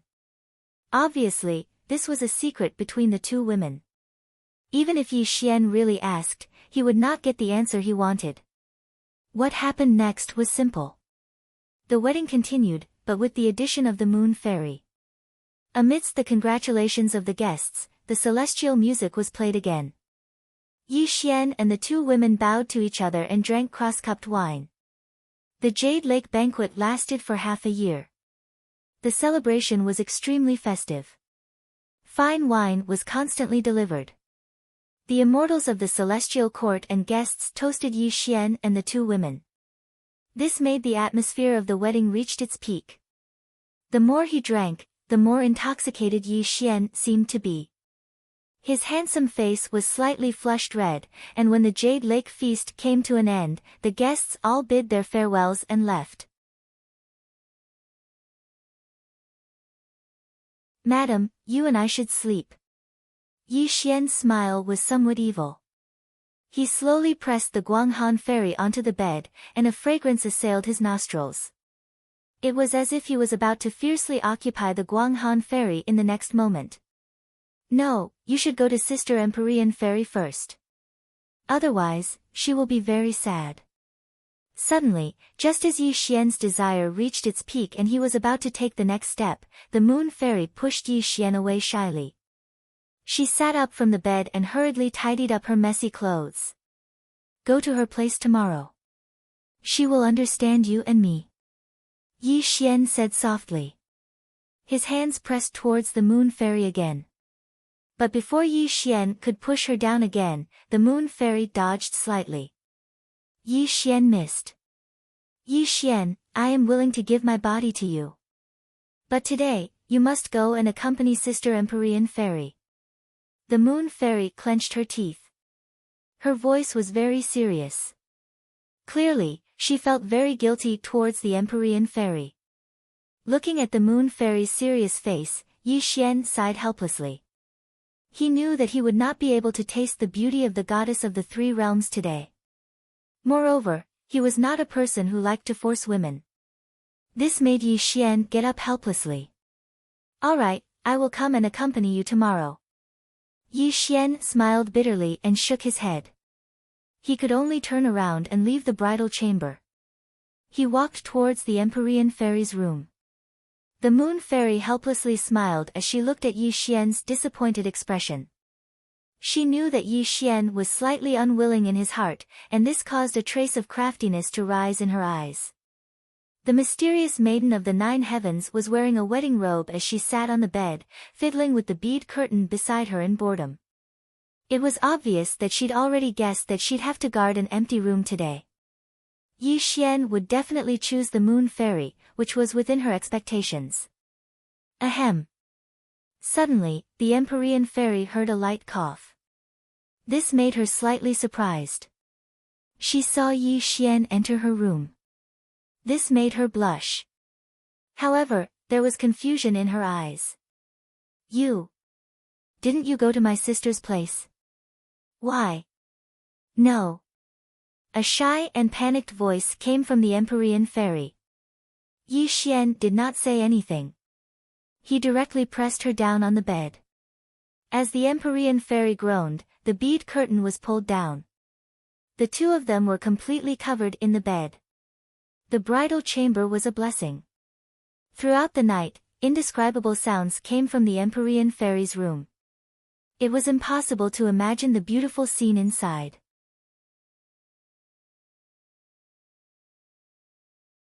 Chapter 596. The moonlight was hazy and as clear as water. The goddess of Moon Palace was dressed in snow-white clothes. She stood quietly in the palace, but her smile gradually disappeared, and a touch of sadness appeared on her face. If you don't leave now, you will definitely bring a great calamity to him. Suddenly, a faintly discernible voice echoed in the ears of the goddess of Moon Palace. It was hard to tell whether the voice was male or female, but it gave people a feeling of vastness and vastness. It was as if the owner of the voice had existed for a very long time. Who is speaking? The sudden appearance of the voice made the goddess of Moon Palace's expression change slightly. The celestial light around her bloomed slightly, and a touch of seriousness appeared in her eyes. This was the bullfighting palace, and today was the day of her wedding with Yi Xian. There were countless Daluo Jinxian patrolling the celestial court. Who dared to sneak in so boldly? Buzz! The void rippled, and a figure quietly appeared beside the goddess of Guanghan. Clearly, the voice had come from this figure. Who are you? The goddess of Moon Palace frowned and took 3 steps back. She looked at the figure with extreme caution. Who I am is not important. What is important is that have you thought about your future with him? The figure's voice was deep and weathered. His whole body was illusory and boundless, giving people a sense of obscurity. My future with him? The goddess of Moon Palace's heart trembled slightly, and her eyes were somewhat frozen. The world is born because of fate, and it is gathered because of fate. When fate arises, it is destroyed, and when fate gathers, it is scattered. You and him have an ill-fated relationship. If you don't stop now, I'm afraid you two will suffer great calamity in the future. The voice rumbled like the sky and the earth. This mysterious figure was too unpredictable, and no one knew who he was. Apart from the goddess of Moon Palace, who could see him, this mysterious figure did not attract the attention of anyone else. Who are you? What is your purpose? The moon fairy bit her lips, her voice trembling slightly. Although her cultivation level was not high, it did not mean that she was ignorant. The person who could appear beside her so easily without being noticed by anyone must be at least a sage to be. After all, the celestial court already had Rock Demon and Kong Xian at the peak of the grand heavenly realm. Yi Xian was even in the bullfighting palace, yet he did not notice this person's appearance. This person's cultivation was simply unimaginably terrifying. The heavenly Tao is traceless and all laws return to one. I'm just an idle person in this world. It doesn't matter if I don't tell you my name. As for whether you're willing to listen to me, it's up to you. The mysterious figure sighed, and his illusory body gradually dissipated, as if he had never appeared in front of the moon fairy. The moonlight was like water, hazy and illusory. The self-proclaimed old Taoist disappeared without a trace, but his words still echoed in the ears of the fairy of Guanghan. This made the fairy of Guanghan struggle bitterly. She did not come to her senses for a long time.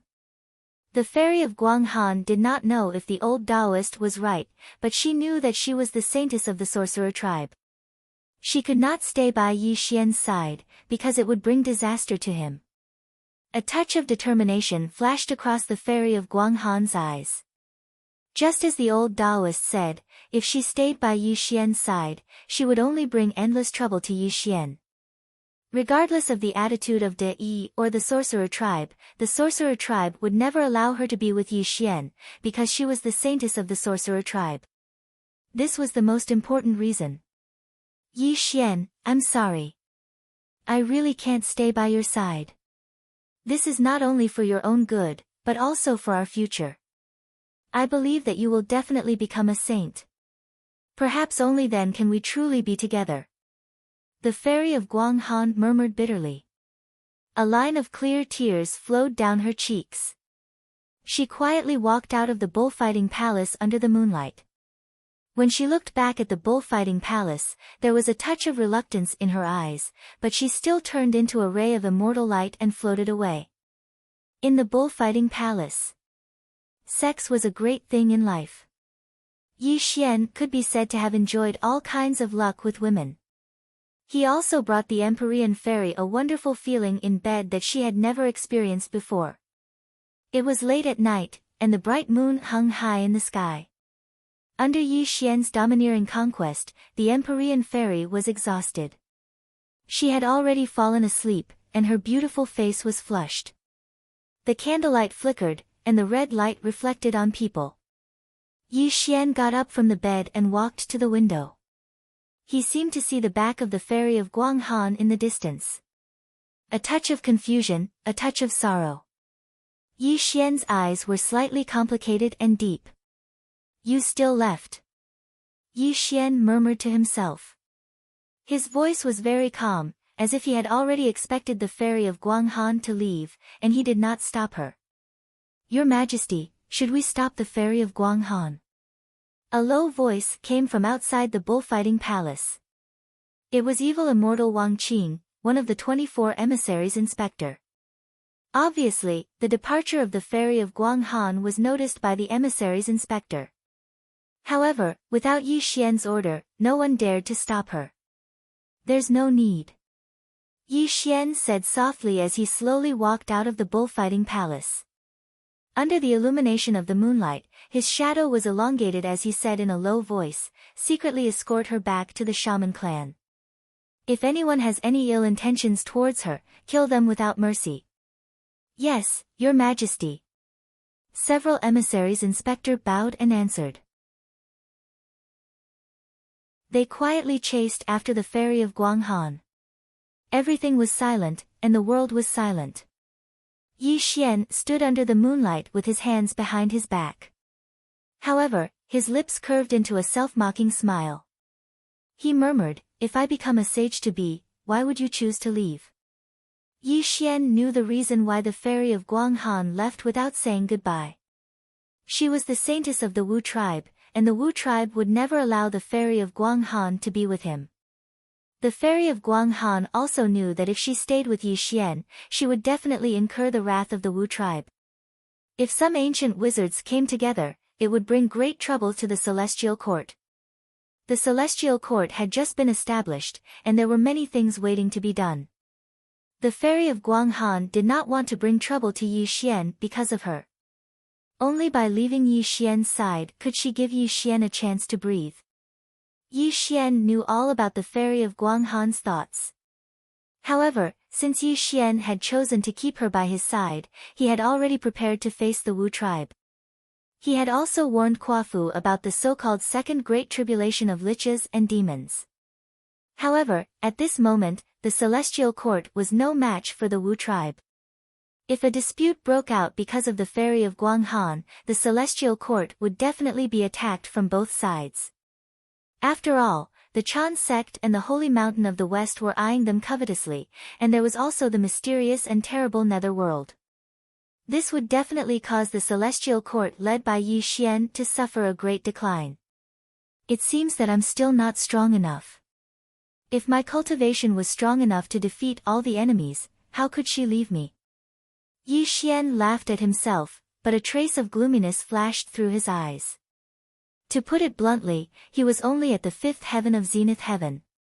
He was not afraid to face those at the zenith of Zenith Heaven, but he was no match for Sage to be. Anyway, as long as Yi Xian was strong enough, he could naturally run amok in the three realms. If he was a sage and came to the ancestral land of the Wu tribe, even the 12 ancestors of sorcery in antiquity times would have to treat him with respect. Even if he took the fairy of Guanghan away, the Wu tribe would not dare to say anything. She left? A slight sound of footsteps came from behind Yi Xian. The Empyrean fairy walked out of the bullfighting palace in a rainbow-colored dress. She looked at Yi Xian with a complicated expression. You knew she would leave, didn't you? Yi Xian turned around and looked at the Empyrean fairy calmly.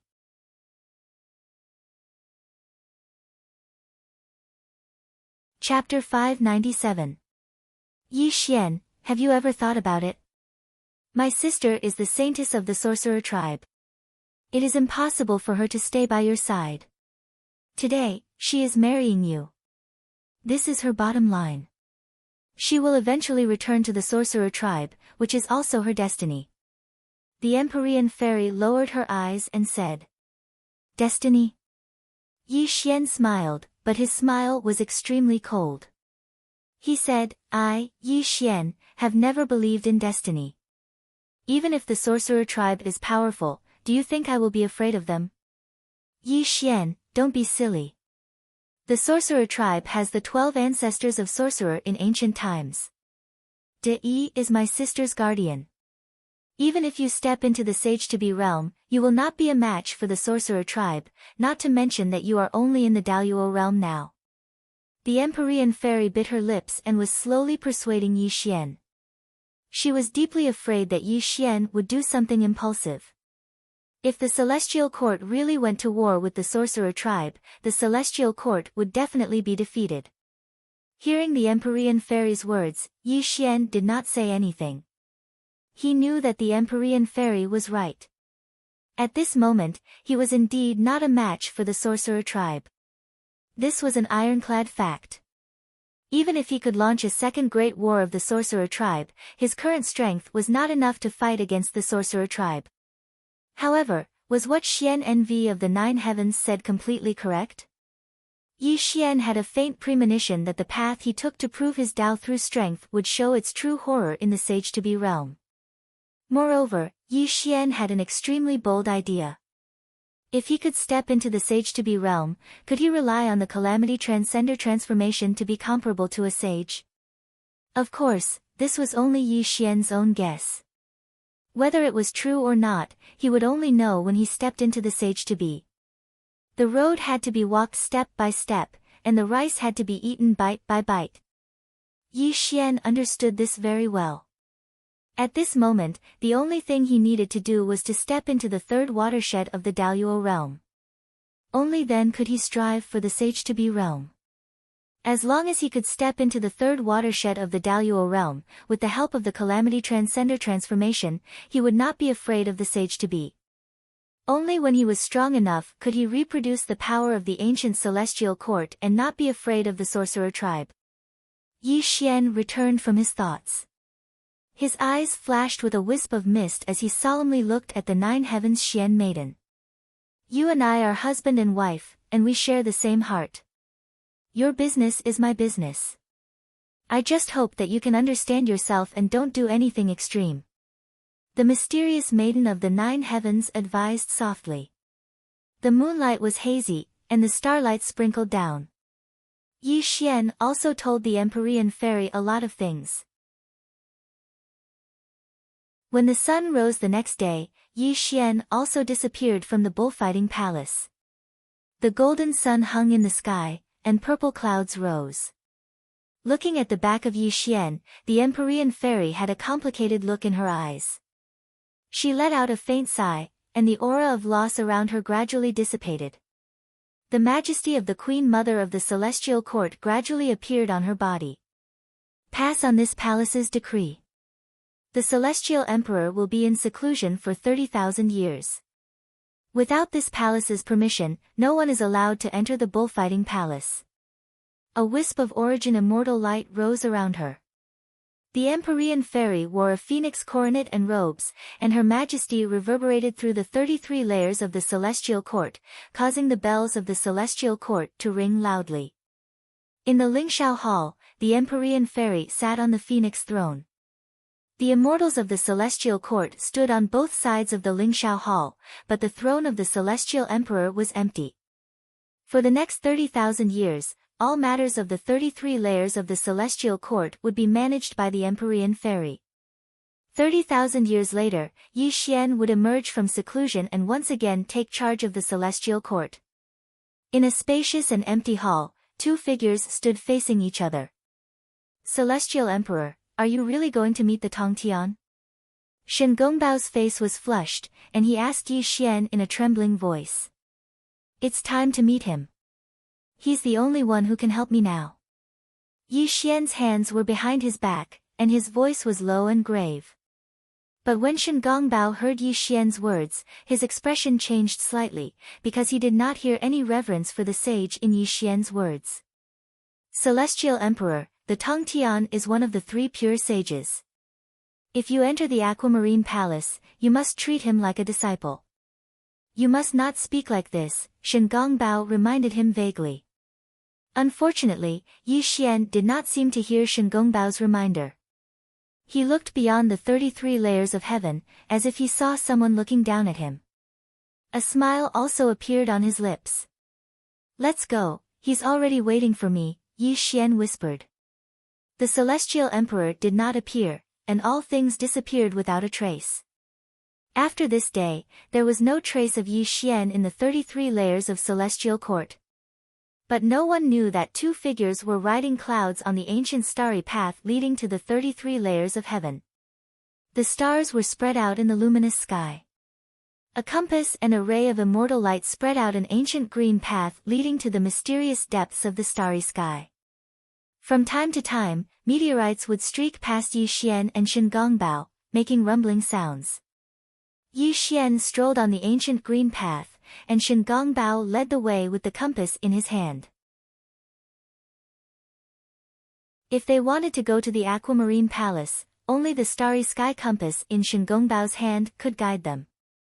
30,000 years. Yi Xian had set a goal for himself. He wanted to become a quasi-saint in 30,000 years, and he was only at the 5th heaven of Grand Luo. He was still far from this goal, and the only person who could help him now was the Tong Tian.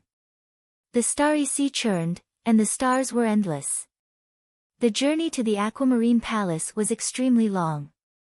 Even with Shen Gongbao leading the way, the 2 still walked for 1,000 years.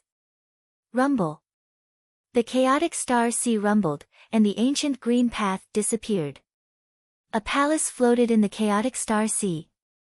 The scene in front of Shen Gongbao made him happy, and his eyes were filled with excitement. Celestial Emperor, the Aquamarine Palace is in front. Let's go quickly. As Shen Gongbao spoke, he rode on an auspicious cloud and shot toward the Aquamarine Palace. Yi Xian narrowed his eyes and followed behind him, and the 2 disappeared into the vast starry sky. In the depths of the starry sea, the palace was majestic. There was a plaque with golden words on a black background, and the words, Aquamarine Palace, were written on it. These 3 simple words were dazzling to the extreme, and they caused others to be unable to look directly at them. The strands of chaotic green light that flowed on the plaque even gave others the oppressive feeling of the heavens and the earth. There was a bronze door. It was mottled and ancient, and it gave off an ancient aura. With a loud rumbling sound, the bronze door shined and slowly opened. The sect master has decreed that the Celestial Emperor should enter. 2 Dao children walked out of the door and gestured for Yi Xian to enter. They stood on both sides of the bronze door and waited for Yi Xian to enter the Aquamarine Palace. Celestial Emperor, the old minister is waiting outside the palace. You can enter personally, Shen Gongbao said in a low voice. Shen Gongbao reminded him in a low voice and even handed the absolute immortal sword over to Yi Xian. It was obvious that this item was the Grand Master of Heaven's spirit treasure.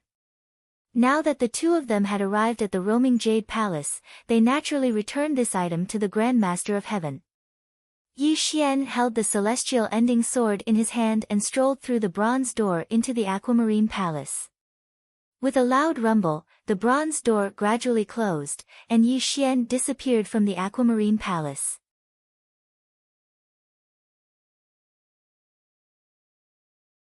Chapter 598. Green Touring Palace. All around him, there was nothingness.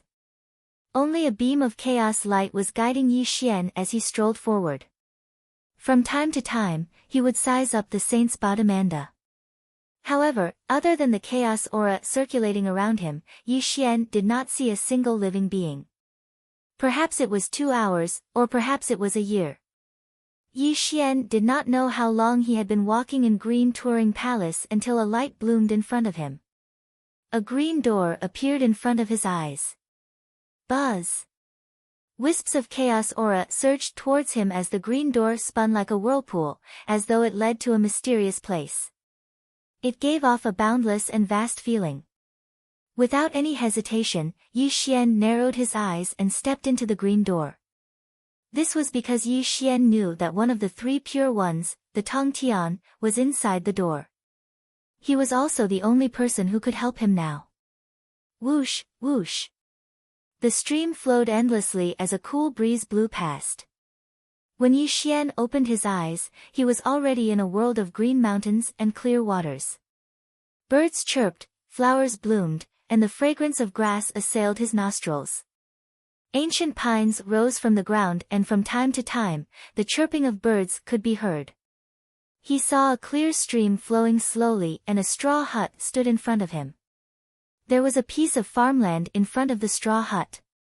There was a person in the farmland, but his back was facing Yi Xian.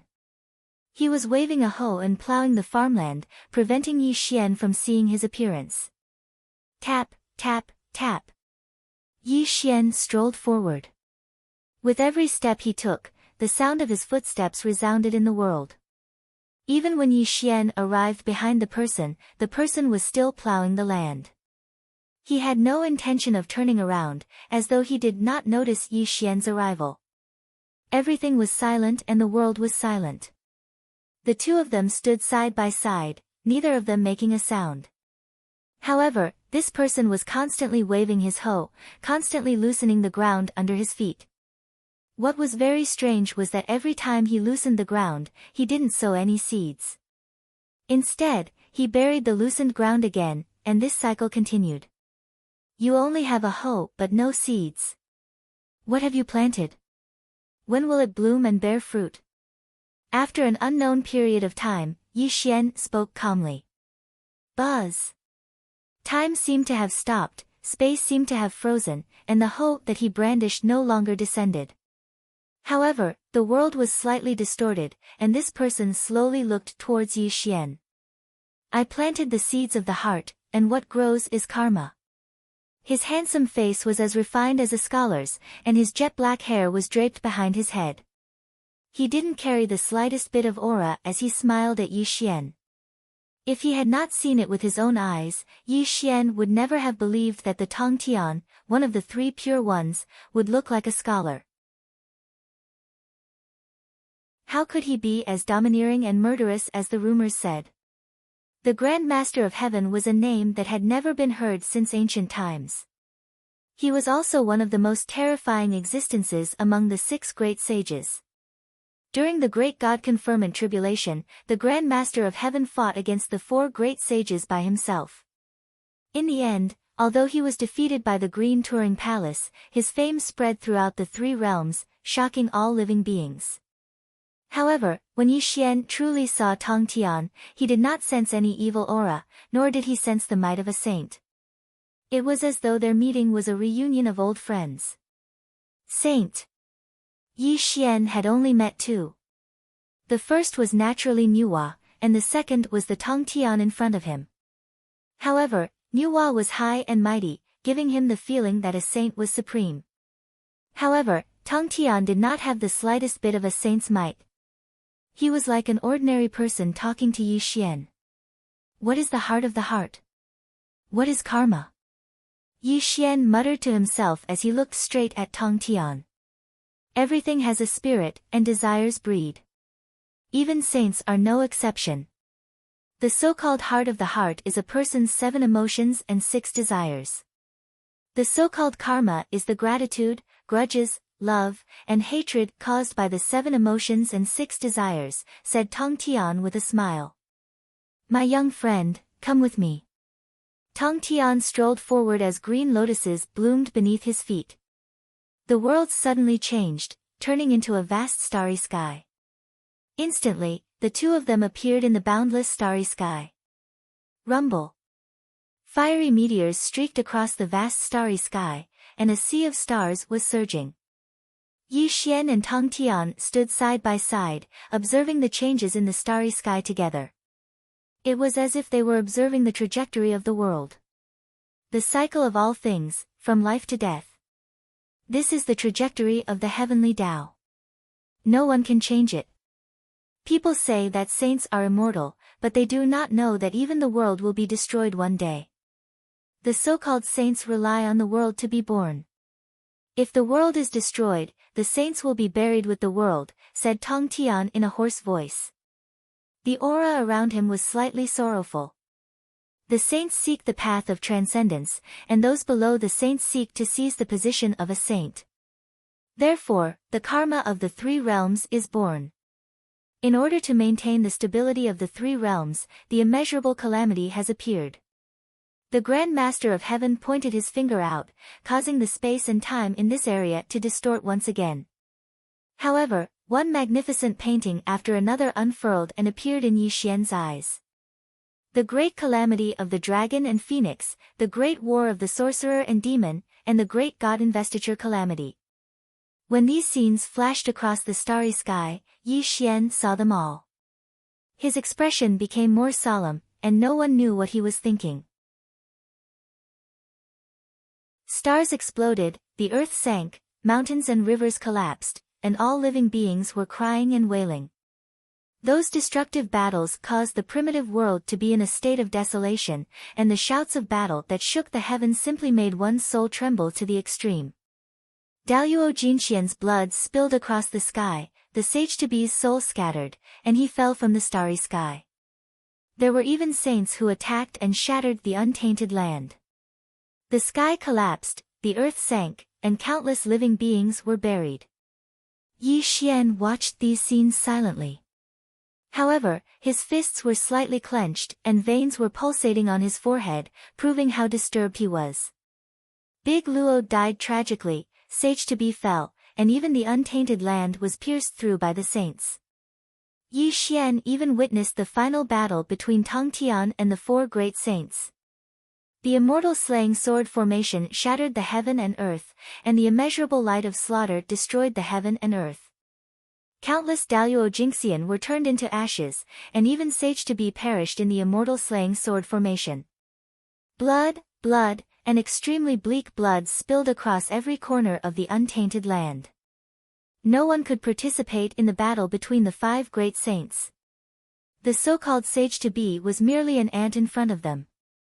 Yi Xian was trembling, not only mentally, but physically as well. He finally witnessed the terror of the saints, and finally understood the meaning of the phrase, "Those below the saints are all ants." It had been 10,000 years since Yi Xian started his cultivation. He had experienced countless hardships along the way, and behind him was a sea of blood and mountains of corpses. However, after witnessing the battle between the saints today, he felt that he was weak and powerless from the bottom of his heart. If he did not become a saint, he would be an ant in the end.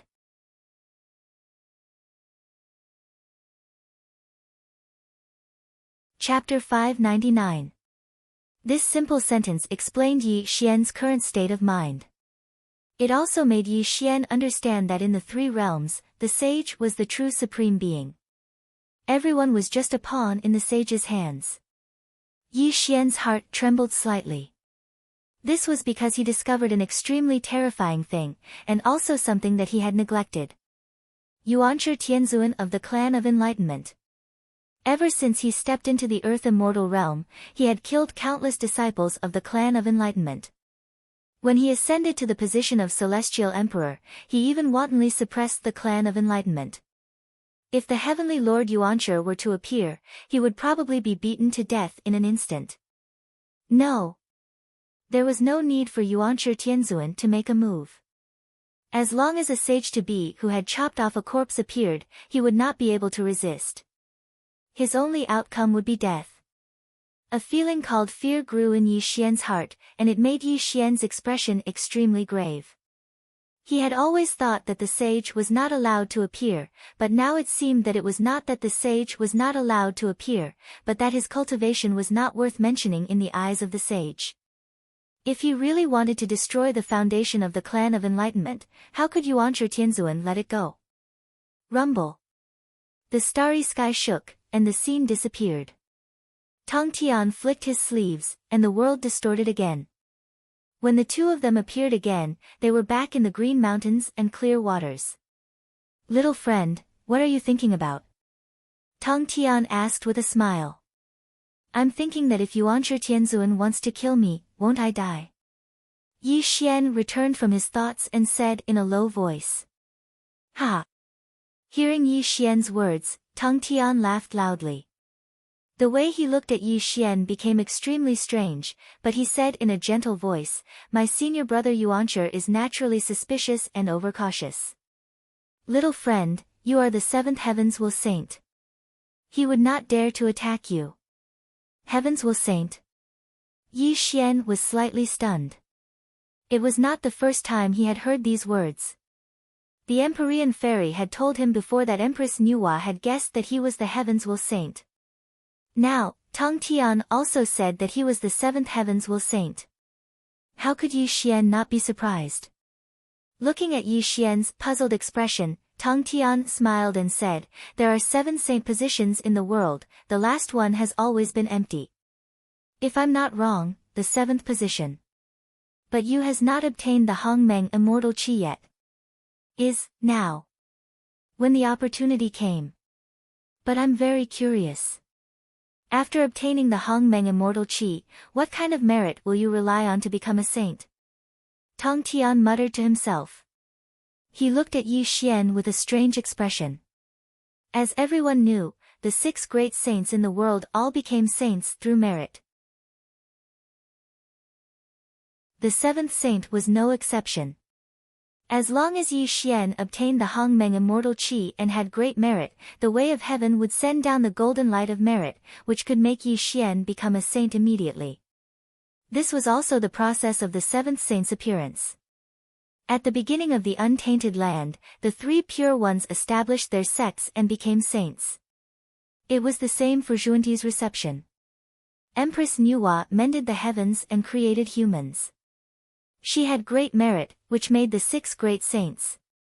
However, the current 3 realms wasn't in the early years of the Great Desolate Era, so there wasn't any great merit that could be given to Yi Xian. This naturally made the Grand Master of Heaven extremely curious as to what Yi Xian's process of becoming a saint was like. Hearing Tong Tian's words, Yi Xian did not say anything. This was because he did not believe that he was the 7th heaven-ordained saint. This was because he walked the path of strength. It had nothing to do with becoming a saint through merit. However, Yi Xian was very puzzled.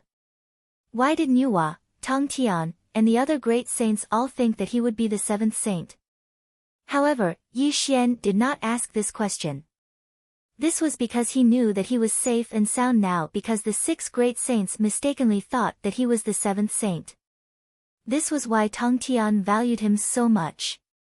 I already know the purpose of your visit. However, you cultivate the immortal scripture, which is extremely difficult to cultivate.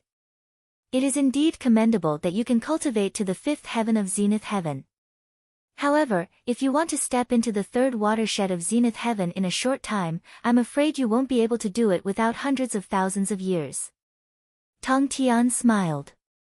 He did not need Yi Xian to tell him the purpose of his visit. He knew that Yi Xian was here for his own cultivation. Sect Master, please grant me my wish. If I really become a saint one day, today's good karma will be repaid. Yi Xian said solemnly. He did not hide his purpose in the slightest. All right. Tong Tian was dressed in black. The chaotic radiance around him shone brightly. He was waiting for Yi Xian to say this. This was because the karma between saints was extremely great. The favor that Yi Xian owed him today would be unimaginable when he became a saint in the future. Formation, rise. Clang. Clang. The sound of Tong Tian's sword rang out. The killing light penetrated the past and the present. This world was collapsing inch by inch. 3 sword lights quietly appeared around Tong Tian. On the other hand, the immortal ending sword in Yi Xian's hand instantly returned to Tong Tian's side. An unimaginable killing light covered the sky and covered the earth, instantly drowning this world. Clang! Clang! 4 swords circled around him with shocking killing intent. These were the Immortal slaying 4 swords, the number 1 killing weapon under the heavenly Tao. They were also the strongest spiritual treasure in Tongtian's possession. They possessed supreme power that could destroy the world. Rumble. A formation diagram surrounded by green light with ancient immortal runes inscribed on it. The Immortal slaying 4 swords danced and hovered around the formation diagram. They instantly pressed down on Yi Xian. The Immortal slaying sword formation nurtures the killing aura of the past and present. If you want to break through the 3rd watershed of the Grand Heavenly Realm, this Immortal slaying sword formation can help you. However, I have to warn you in advance that if you can't withstand the terrifying power of the Immortal slaying sword formation, you will die under it. Tong Tian had his hands behind his back as he warned Yi Xian. The Immortal slaying sword formation floated above Yi Xian's head. The killing green light fell and covered Yi Xian's entire body. Please grant my wish, Sect Master. Yi Xian said in a low voice. Since he'd chosen to meet the Grand Master of Heaven, he was already prepared. No matter how much pain he suffered, he had to quickly step into the 3rd watershed of the Golden Immortal Realm, because only by stepping into the 3rd watershed of the Golden Immortal Realm would he have the confidence to face a quasi-saint. All right. Tong Tian smiled and pointed his sword finger at the Immortal slaying sword formation. His cold voice also echoed in Yi Xian's ears. The Immortal slaying sword formation is a primordial treasure. It nurtures endless killing power. How much you can absorb will depend on your ability. However, I hope you will know your limits. Rumble. The Immortal slaying sword formation glowed. Strands of killing green light completely drowned Yi Xian. Yi Xian also spat out a muffled groan. His handsome face began to distort. Clearly, he was enduring unimaginable pain. The Immortal slaying sword formation has endless power. Let me see if you can withstand the power of the Immortal slaying sword formation. Are you the 7th heaven's destined saint? The Grand Master of Heaven's smile disappeared, and his expression became extremely solemn. He looked at Yi Xian with eyes that contained an extremely great amount of hope.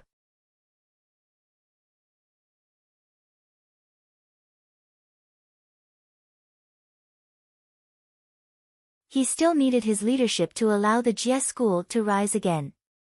This was also the reason why Yi Xian chose the Tong Tian. Yi Xian had once thought about it. He could go to the Nether Blood Sea to meet the Nether River Patriarch. He could also go to the 5th Manor to meet the Grand Immortal Zhen Yuan. He could even venture into the Northern Underworld Sea to search for the inheritance left behind by the Demon Master Kuan-Peng. However, Yi Xian did not choose any of these 3 places because these 3 choices were not safe. One had to know that the Nether River Patriarch was known as the evilest of all evils. If he made a mistake, he would definitely be in danger of dying. Moreover, the Nether River Patriarch was born from the Nether Blood Sea.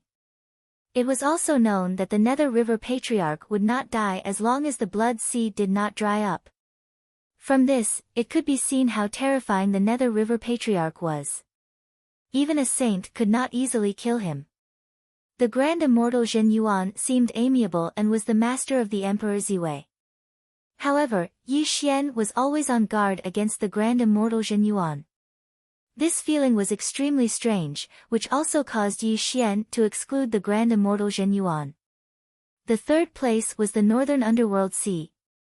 Legend had it that the Demon Master Kuan-Peng passed away in the Northern Underworld Sea. He was known as the Master of all Demons and the Imperial Preceptor of the ancient Celestial Court. The Northern Underworld Sea must contain great opportunities.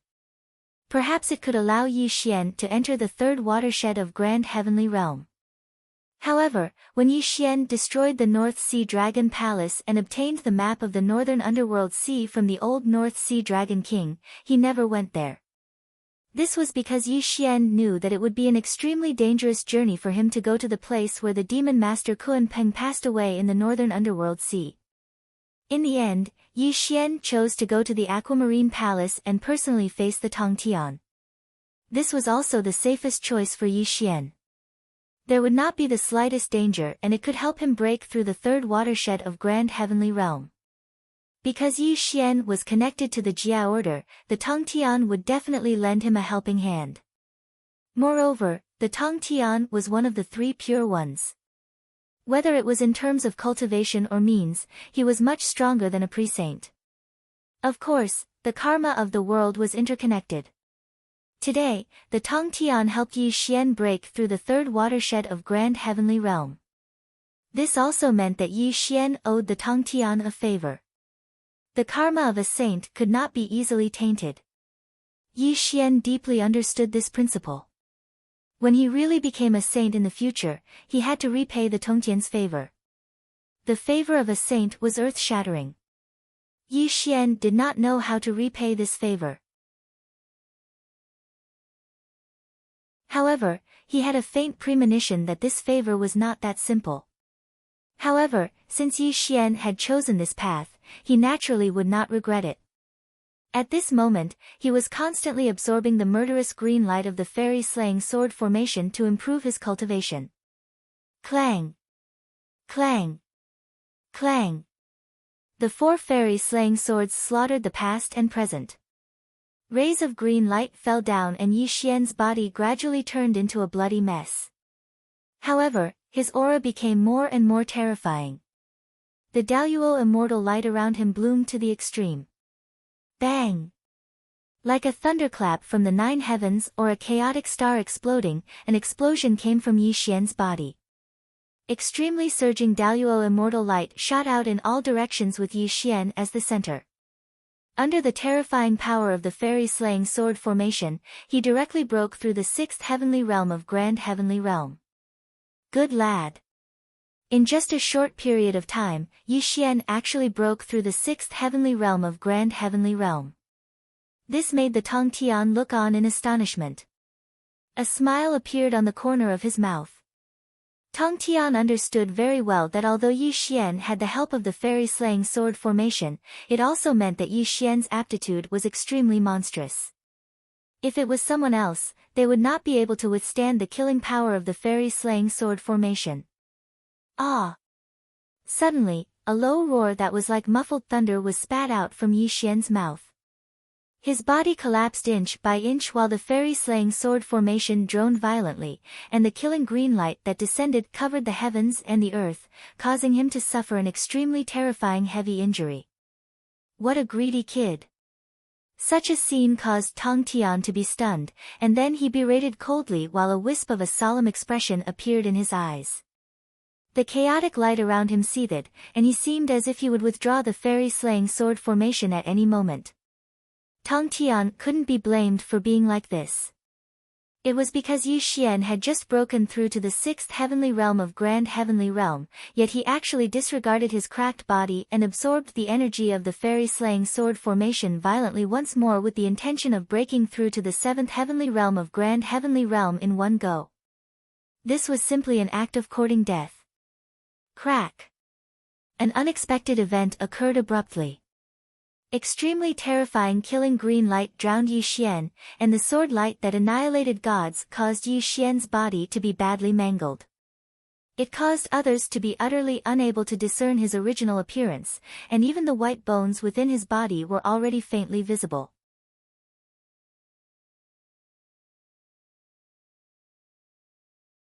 Chapter 601. How foolish! At this point, not only did Yi Xian not stop, but he also absorbed the power of the immortal slaying sword formation even more fiercely. This also made Tong Tian coldly rebuke, and when he raised his palm and fingers, he was about to withdraw the immortal slaying sword formation. Immortal body of the great all-embracing heaven. Suddenly, before Tong Tian could make a move, a scene that made him extremely surprised appeared. Yi Xian growled ferociously, and his badly mutilated body quickly recovered in the murderous green light. Such an amazing scene also made Tong Tian stunned. This is the divine method of the Wu tribe? No, there's no aura of the Wu tribe, but why is his body? Tong Tian said in surprise, and his raised palm also slowly lowered. However, when he looked at Yi Xian, there was a hint of surprise in his eyes. He carefully examined Yi Xian's body, as if he was hoping to see what kind of body technique Yi Xian was practicing. At the beginning of the world and the beginning of the untainted land, the strongest physiques in the world belong to the 12 ancestors of sorcery, but this child's body is indestructible, and even the great sorcerers of the Wu tribe can't compare to it. Although he is not as strong as the 12 ancestors of sorcery, this is also the reason why his cultivation is weak. What kind of technique does he practice? If he doesn't practice the divine method of the Wu tribe, how can he forge such a terrifying body? This is really strange, Tong Tian murmured, and even pinched his fingers to deduce Yi Xian's past. However, after dozens of breaths, the future of Yi Xian's past was not revealed, let alone deduce what kind of technique Yi Xian was practicing.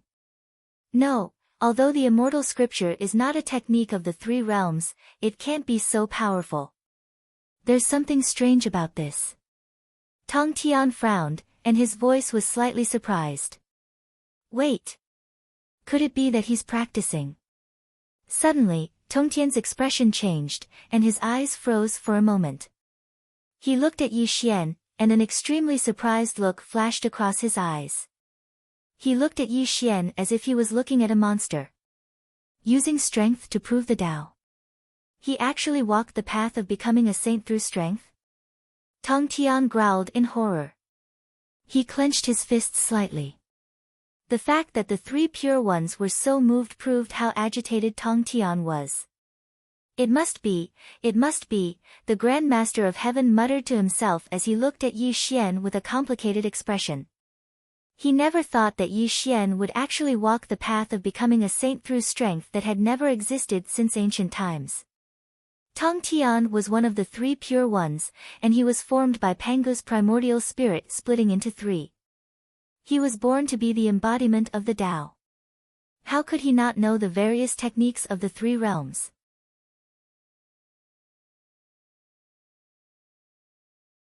Tong Tian had murderous intent because he was sure that Yi Xian was the 7th saint of heavenly path. That was why he valued him so much and helped him when he was weak.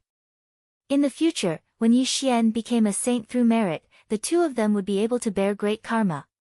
But now, the Grand Master of Heaven was bewildered because he'd guessed wrongly. Yi Xian had already stepped onto the path of using strength to prove his Tao. This was completely contrary to his thoughts of becoming a saint through virtue. If Yi Xian was not the 7th saint of heavenly path but someone else, wouldn't all his efforts be in vain? The so-called rise of the Jia order was just a joke. Was Yi Xian not the main character of this cultivation tribulation? Although Tong Tian had murderous intent, it was very faint and disappeared in an instant. This was because Tong Tian thought of something. This matter was related to his eldest senior brother, Dao Tianzuan, Lao Tzu. Before Lao Tzu became a saint, he walked the path of severing 3 corpses to become a saint. However, when he severed the good and evil corpses, he finally retreated in the face of severing himself. In the end, he still chose to become a saint through merit. According to the Grand Master of Heaven's conjecture, after Yi Xian stepped into the quasi-saint realm, when he discovered that it was impossible for him to use his strength to prove his Tao, he would definitely become a saint through virtue and become the 7th saint of heaven. Rumble. The fairy-slaying sword formation hummed and rotated. The murderous green light fell. Yi Xian was crazily absorbing the power of the fairy-slaying sword formation. He did not care about his injuries and crazily attacked the 7th heavenly layer of Grand Luo. He wanted to step into the 3rd watershed of Grand Luo. His flesh cracked inch by inch and blood soaked his body. The Grand Luo immortal body glowed and the indestructible primordial spirit hummed. Under the extreme destruction and recovery, Yi Xian was already in a frenzied state of cultivation. He was steadily advancing towards the 7th heavenly layer of Grand Luo. There were 9 heavenly layers of Grand Luo. Each step was a different layer. The 3 watersheds were even more different. However, with the help of the fairy-slaying sword formation, Yi Xian's aura became stronger and stronger. He was only 1 step away from breaking into the 3rd watershed of Grand Luo.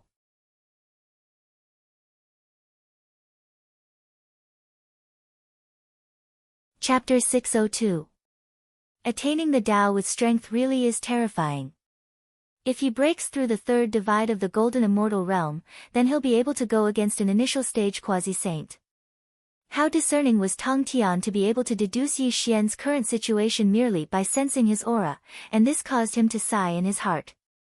If Yi Xian really walked the path of attaining the Tao with strength in the future, then even if Tao ancestor Hong Jun emerged into the world, Hong Jun would absolutely not be a match for Yi Xian. Even though Tong Tian really admired Yi Xian's courage because he actually dared to choose such a path of no return, he didn't look favorably upon the path Yi Xian took, and he merely admired the terror of attaining the Tao with strength. Rumble. Suddenly, a wave of heaven-shaking explosions sounded out from within Yi Xian's body. His body was glowing, and it was an extreme immortal glow.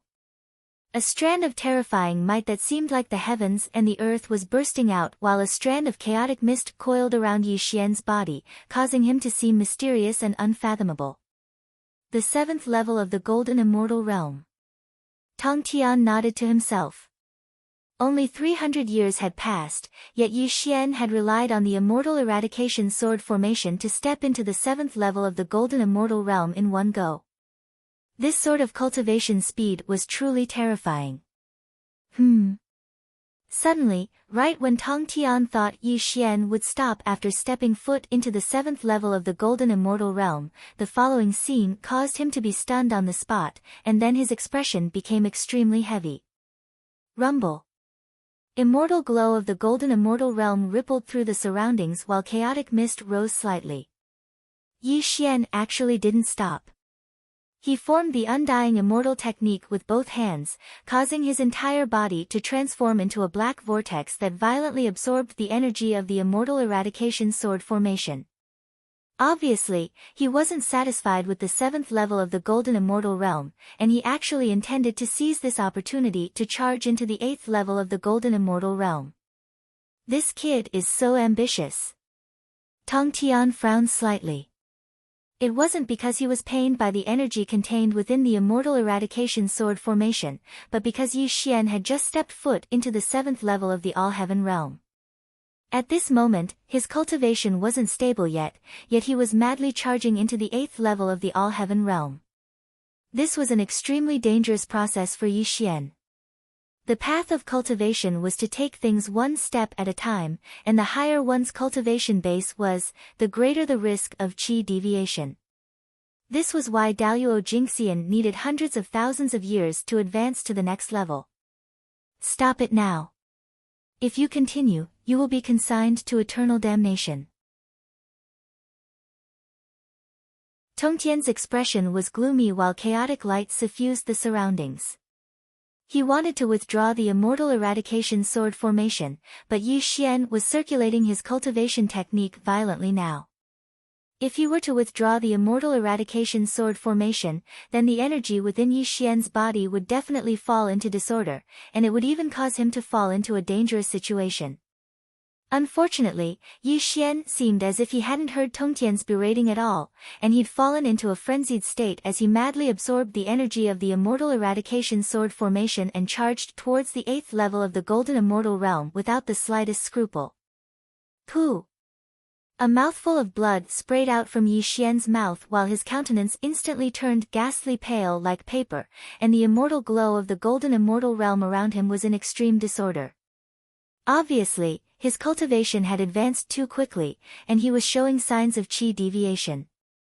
Suppress. Tong Tian's expression was cold. He pointed a finger at Yi Xian's forehead and immediately suppressed Yi Xian's chaotic aura. Yi Xian also relied on Tong Tian's assistance to circulate the undying immortal scripture violently again. His cultivation at the seventh level of the golden immortal realm rose violently. With a rumble, he finally broke through the shackles of the eighth level of the golden immortal realm. 9 transformations of the golden immortal realm, unity of man and God. Suddenly, Yi Xian opened his eyes and let out a low roar. His eyes gradually turned gray, and a strand of nirvanic light flashed through his eyes. At this moment, his hands formed a mysterious seal, as if he was using some kind of secret technique. You. Tong Tian was taken aback by Yi Xian's state. He instantly understood that Yi Xian was relying on him to not only raise his cultivation by borrowing the immortal slaying sword formation, but also treating him as his protector and risking his life to raise his cultivation. Stinking brat, even if I'm a saint, I can't protect you until you reach the 9th level of the golden immortal realm. If you continue to act willfully, you'll be reduced to ashes. Tong Tian roared. Chaotic light surged out and constantly suppressed the chaotic immortal glow around Yi Xian. However, Yi Xian was still madly absorbing the power of the immortal slaying sword formation as if he did not hear Tong Tian's warning. Bang! Bang! Bang! Something extremely frightening happened. With a series of explosions, Yi Xian's flesh and blood were annihilated inch by inch. The so-called immortal physique of the golden immortal realm could not withstand his frenzied cultivation, and his ghastly white bones were faintly discernible around him. Damn it! Tong Tian did not know how many years it had been since he felt angry, but Yi Xian's actions today had completely enraged him. However, Yi Xian was now at a critical moment. If he stopped, Yi Xian would definitely die here. At this moment, Yi Xian sat cross-legged and formed a seal with both hands. He was secretly using the Tribulation Transcender technique. Although his body was gradually being annihilated, his aura was becoming more and more terrifying. The so-called qi deviation was indeed present, but to Yi Xian, this was nothing. This was because he walked the path of using strength to prove his Tao, and what he believed in was the 6 desires merciless Tao. From the 5th heavenly layer of the golden immortal realm to the 8th heavenly layer of the golden immortal realm, Yi Xian had crossed 3 realms. It seemed dangerous, but it was all under Yi Xian's control. Moreover, what Tong Tian did not know was that Yi Xian's real goal was not just to reach the golden immortal realm. He wanted to use Tong Tian to break through Daluo Jingxian in one fell swoop and become the supreme quasi-sage. The Tribulation Transcender technique. Yes, it was the Tribulation Transcender technique. Whether it was absorbing the power of the immortal slaying sword formation or Tong Tian protecting him at this moment, Yi Xian was using the Tribulation Transcender technique, and he was quietly devouring the cultivation of the sage Tong Tian. It was just that Yi Xian's movements were very secretive, so secretive that he only dared to absorb a little bit. However, if his daring behavior was discovered by Tong Tian, it would definitely make Tong Tian furious. However, Yi Xian had to do this because the power he needed to quickly break through the golden immortal realm and become a quasi-sage was immeasurable. As long as he could absorb a little bit of Tong Tian's cultivation, it would be enough for him to break through the golden immortal realm.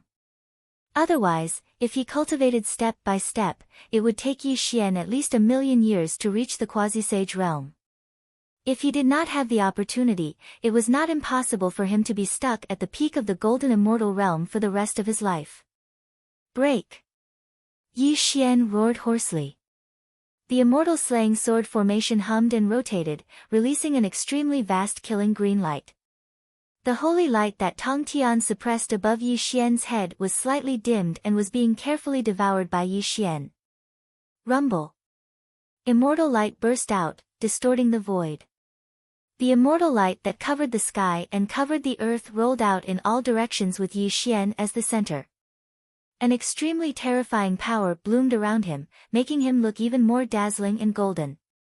It was simply impossible to look directly at him.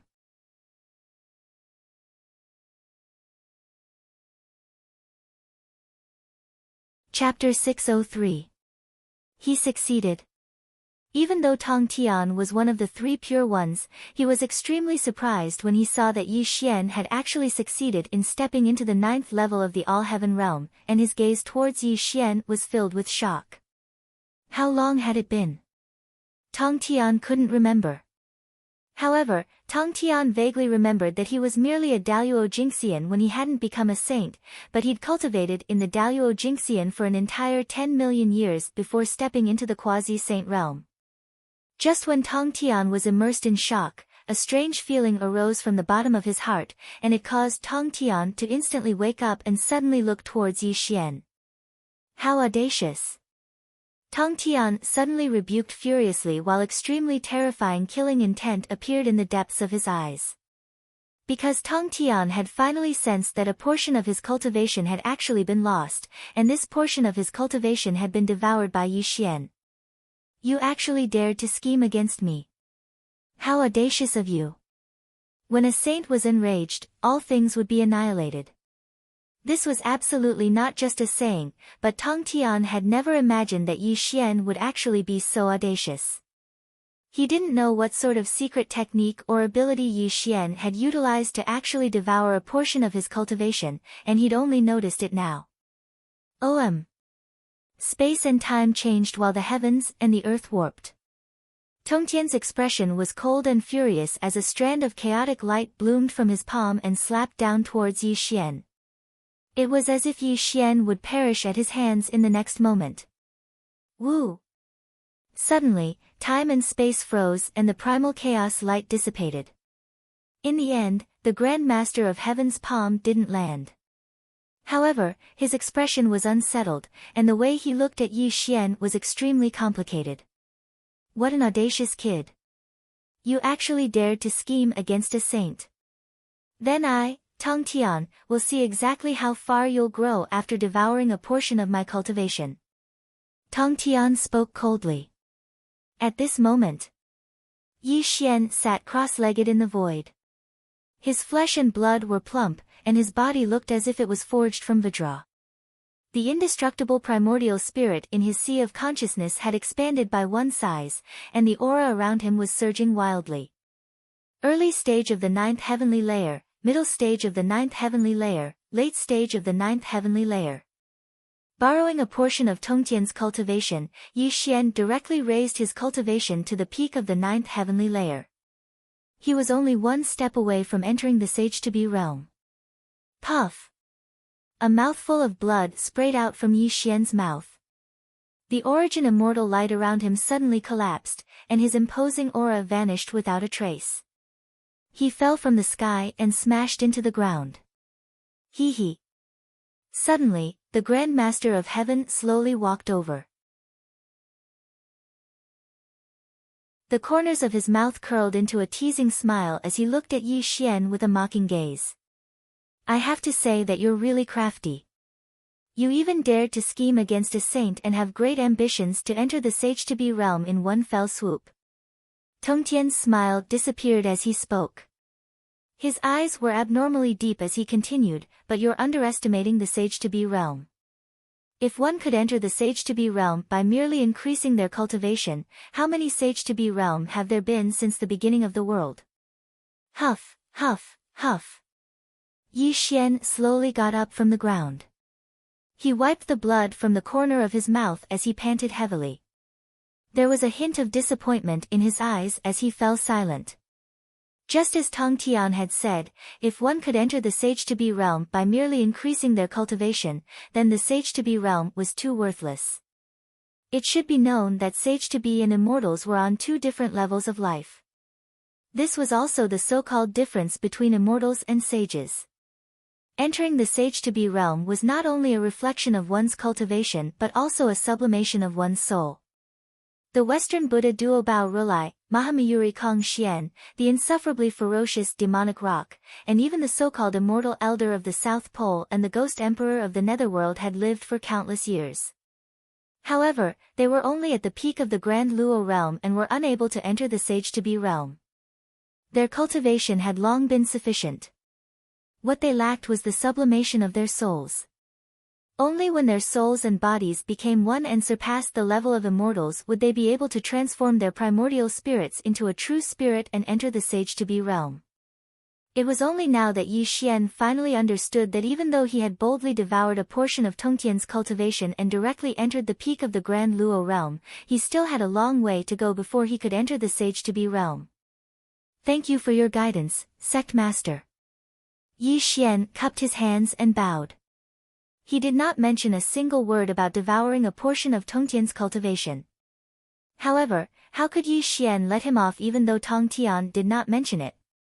After all, no one had dared to scheme against a saint in the endless time that had passed. Today, Yi Xian dared to scheme against Tang Tian. This was already a great disrespect to the saint. Even if Tang Tian were to destroy his soul, it would not be excessive. Scheming against a saint is a crime deserving of death. Aren't you afraid? Tang Tian said coldly. The chaotic light around him spread and an extremely terrifying saint's aura pressed down on Yi Xian. It also caused Yi Xian's expression to change slightly.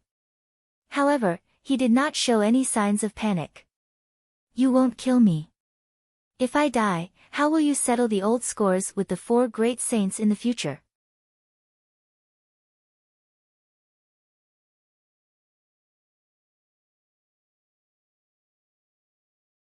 Chapter 604. Before you leave, I want to remind you of one last thing. The so-called path of attaining the Tao and becoming a saint through strength is only a path of no return. It's simply a delusion, and it's impossible for it to become true. If you continue to act willfully, then you'll only be able to transform into a pile of bones in the future and be obliterated in the world. Although using strength to prove your Tao will indeed make your battle strength heaven-defying, this kind of method is not allowed under the way of heaven.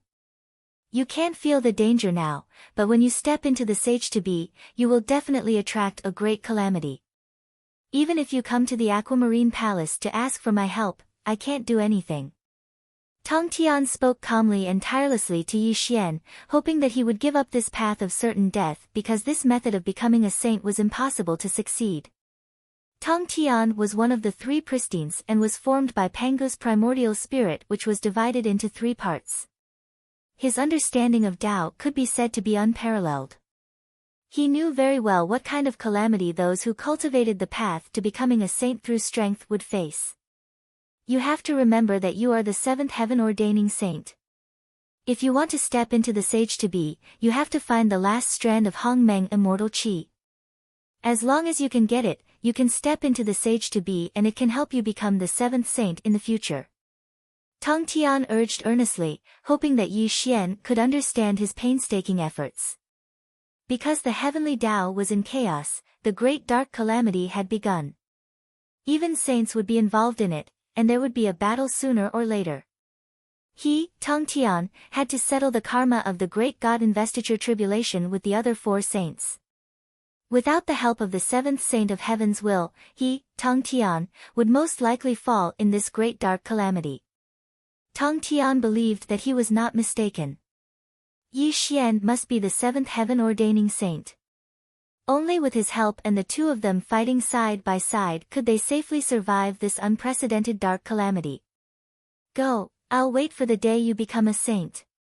Tang Tian said in a low voice. This part of the world was extremely distorted and chaotic light covered the sky.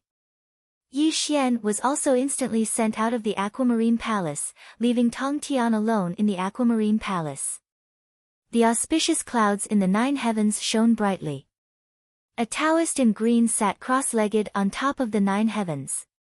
He lay high on the 9 heavens and earth, overlooking the 3 realms. A chaotic light covered him so that others could not see his appearance. Hongmeng immortal qi. Suddenly, the green-robed Taoist in the chaotic light beam slowly opened his eyes, as if he had just woken up from a dream. When his eyes opened and closed, the immortal light seemed to pass through the 33 heavens and was slightly staring at sect master Tang Tian in the Azure Palace. The green-robed Taoist withdrew his gaze. He sat cross-legged in the chaotic fog and let out a chuckle. However, if one listened carefully, they would notice that there was a slight tremor in his voice. My good disciple, I really didn't expect that you would actually dare to walk on the path of becoming a saint through strength. Could it be that you are really my destined enemy? The green-robed Taoist murmured to himself. The chaotic light around him rippled in all directions, and the world was constantly changing. A green lotus was growing in the void. The green lotus was slowly withering, and then it began to flourish with vitality. The process of life and death was vividly played out in this green lotus. Hongmeng immortal qi. The Taoist in green smiled. A wisp of immortal qi quietly appeared in his palm. An unimaginable fluctuation bloomed from the immortal chi, making the Taoist in green appear extremely mysterious. My good disciple, the primordial violet vapor is in your master's hands. If you're really willing to walk the path of virtue to become a saint, your master can give this item to you.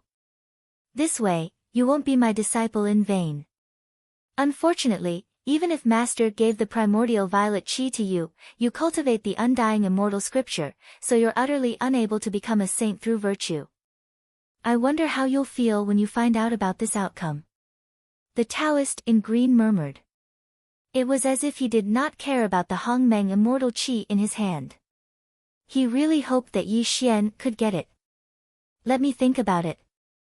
How should I give you the last wisp of Hongmeng immortal chi? The Taoist in green sat cross-legged on the top of the 9 clouds.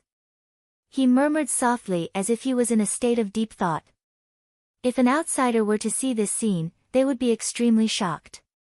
The Taoist in green was going to give the last wisp of Hongmeng immortal chi to someone else. 3 days and 3 nights passed. The Taoist in green was silent. Only the Hongmeng immortal chi flowed in his palm. The Taoist in green's aura became more and more chaotic. It was as if he was in a difficult state. Although this item can't make him a saint, it's enough to make him enter the ranks of sage to be. This will also let him gradually get out of my control. This is not easy. The Taoist in green shook his head and murmured to himself. Obviously, as Yi Xian's cultivation grew stronger, he also felt a silent pressure. Tang Tian, oh Tang Tian, you are really a fool. You actually thought that he would be the 7th saint. Wait until I take over his body and completely master the heaven-destroying halberd and the forbidden chapter. You so-called saints are just food for me, the Taoist in green said in a low voice. His body gradually turned illusory and he completely disappeared from the top of the 9 clouds. Terrifying, extremely terrifying. The azure-robed Taoist was in the 3 realms, but he knew everything about Green Turing Palace. Furthermore, Sect Master Tang Tian did not notice him. Just this ability alone allowed him to tell that the azure-robed Taoist's cultivation level and divine powers were absolutely unimaginable. There was no way to know who Yuan Ling's real body was. This was also a great mystery. It could only wait for Yi Xian to solve it. There was bound to be an unimaginable battle between the two. The sea of stars was vast, and the great stars rotated. Streaks of resplendent meteors streaked across the starry sky, and from time to time, the vast sea of stars would churn. When Yi Xian opened his eyes, he was already outside the roaming Jade Palace. Heaven Emperor, your cultivation. Shen Gongbao walked over quickly and bowed to Yi Xian. He also secretly observed the aura around Yi Xian because it had been 3,000 years since Yi Xian entered the Aquamarine Palace. He had also waited for Yi Xian outside the Aquamarine Palace for 3,000 years. When he discovered that Yi Xian's cultivation was actually at the peak of the Zenith Heaven realm, Shen Gongbao was stunned for a moment. Then, his face turned into ecstasy.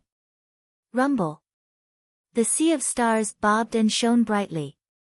The Aquamarine Palace gradually dissipated into the depths of the sea of stars. The 2 Taoist children guarding the door bowed to Yi Xian and also disappeared with the Aquamarine Palace. Return to the Celestial Court first and assist the Empress Mother in managing the Immortals. I will definitely become a sage to be within 30,000 years. When that time comes, I will naturally return to the Celestial Court, Yi Xian said calmly. Heaven Emperor, where are you going?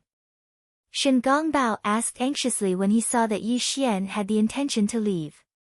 How can I face all the enemies if I don't become a sage to be?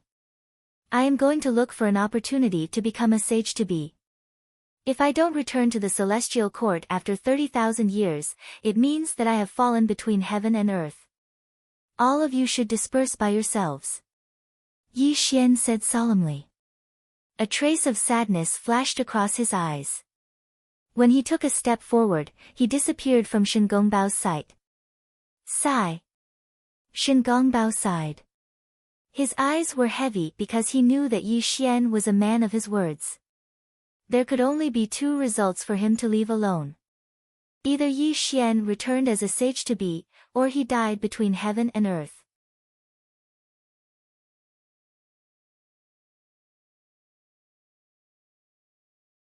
Chapter 605. The Earth Immortal Realm. The 4 continents and 4 seas were vast and boundless.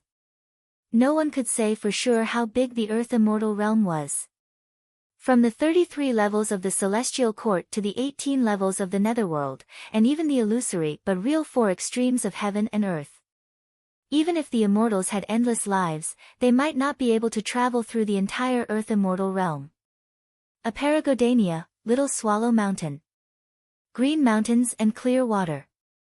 Little Swallow Mountain was a place with beautiful scenery. There were no demons or immortals lingering around.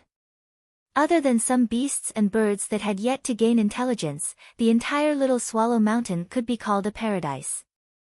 Little Swallow Mountain was located in Fangjia Country. Fangjia Country covered millions of miles. It was a country where mortals and Buddhist cultivators coexisted. Regardless of whether they were mortals or Buddhist cultivators, everyone worshipped Buddha devoutly and regarded Spirited Mountain as the highest sacred ground in their hearts.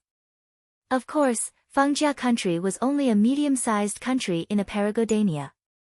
One had to know that Aparagodania covered millions of miles and there were many countries coexisting within it. There were also places set up by the Buddhas and Bodhisattvas of Spirited Mountain. It could be said that the entire Aparagodania was the place of Spirited Mountain's great thunderclap temple. It was also the birthplace of Buddhism. Although Aparagodania was the birthplace of Buddhism, Taoism was even more ostracized, not to mention demons and ghosts that appeared in Aparagodania. However, there were exceptions to everything. After all, there were always great demons living in Aparagodania. Not only did they cultivate demonic arts, but they also cultivated Buddhism. If they could attain enlightenment, they would become bodhisattvas and Buddhas. Therefore, Spirited Mountain's great thunderclap temple also turned a blind eye to these demons. Of course, the great demons that could survive in the Aparagodania continent were all people with profound cultivations. Some of them were even closely related to Mount Numinous in the west. Due to all sorts of complicated relationships, the Aparagodania continent was able to develop steadily. Although there were occasional occurrences of demons eating humans, as long as it wasn't too excessive, the great thunderclap temple of Mount Numinous would naturally ignore it. Other than these great demons, the rest were the almighties from all over the Tongtian. For example, the ancestor of the earthly immortals, great deity Jin Yuan, whose dojo was located in the Aparagodania continent, and Mahamayuri Kongxian, whose dojo was also located in the Aparagodania continent. Other than these familiar people, there were naturally some low-profile Buddhists. For example, Golden Cicada and the battling immortal Buddha. Although they did not set up Tao arenas, they were all people with great mystiques and abilities. It was just that they had not appeared in the eyes of the people of the 3 realms for many years. The great thunderclap temple of the Western Spirit Mountain was founded by the 2 saints of the West. Naturally, there was no need to talk about its strength. However, other than the great thunderclap temple, there were many other orthodoxies in the Aparagodania continent that no one dared to provoke. Mount Fengsuan, Cave of the Slanting Moon and 3 Stars. This was a name that very few people knew. Even in the 3 realms, there were not many people who knew the name of this orthodoxy. However, those who knew this place would feel reverence from the bottom of their hearts. This was because there was a person in the Cave of the Slanting Moon and 3 Stars. This person's Taoist name was Subhuti, and he was known as Patriarch Subhuti. Subhuti was a name that combined Buddhism and Taoism. He had the temperament of a Taoist and the thoughts of a Confucian. He was proficient in various mystiques of Taoism, Buddhism, and the various schools of thought. He was also the only Tongtian great mystique who cultivated all 3 religions. He cultivated both Buddhism and Taoism and the various schools of thought. It could be said that there was nothing that Patriarch Subhuti did not know about in the world of cultivation. He was an extremely mysterious figure. However, Patriarch Subhuti did not appear in the three realms and very few people knew of his existence. Even though endless time had passed and no matter what earth-shattering events had happened in the three realms, Patriarch Subhuti had never appeared in the eyes of the people of the three realms. Whether it was the Dragon Phoenix Tribulation, the Great Witch Demon War, or even the sages of the Great Apotheosized Tribulation, the Cave of the Slanting Moon and 3 stars of Mount Fengsuan had never been tainted by the karma of the outside world. Therefore, no one had ever seen Patriarch Subhuti in action. However, anyone who knew of Subhuti's existence knew that he was in the Sage-to-Be realm. However, it had always been a mystery as to how strong Subhuti was among the Sage-to-Be. The Cave of the Slanting Moon and 3 stars of Mount Fengsuan was a name that was as old as the heavens. Perhaps the people of the three realms did not know of Patriarch Subhuti, but they knew of one of his disciples. This person was the great sage equaling heaven who had wreaked havoc in the heavenly palace. He was later known as the battling immortal Buddha. However, very few people knew of this secret. Only a handful of people knew that the battling immortal Buddha was Subhuti's disciple. This was because Subhuti had once told the monkey that he was not allowed to mention his disciple to outsiders. Subhuti had many disciples, but none of them claimed to be his disciple. Therefore, very few outsiders knew of his name.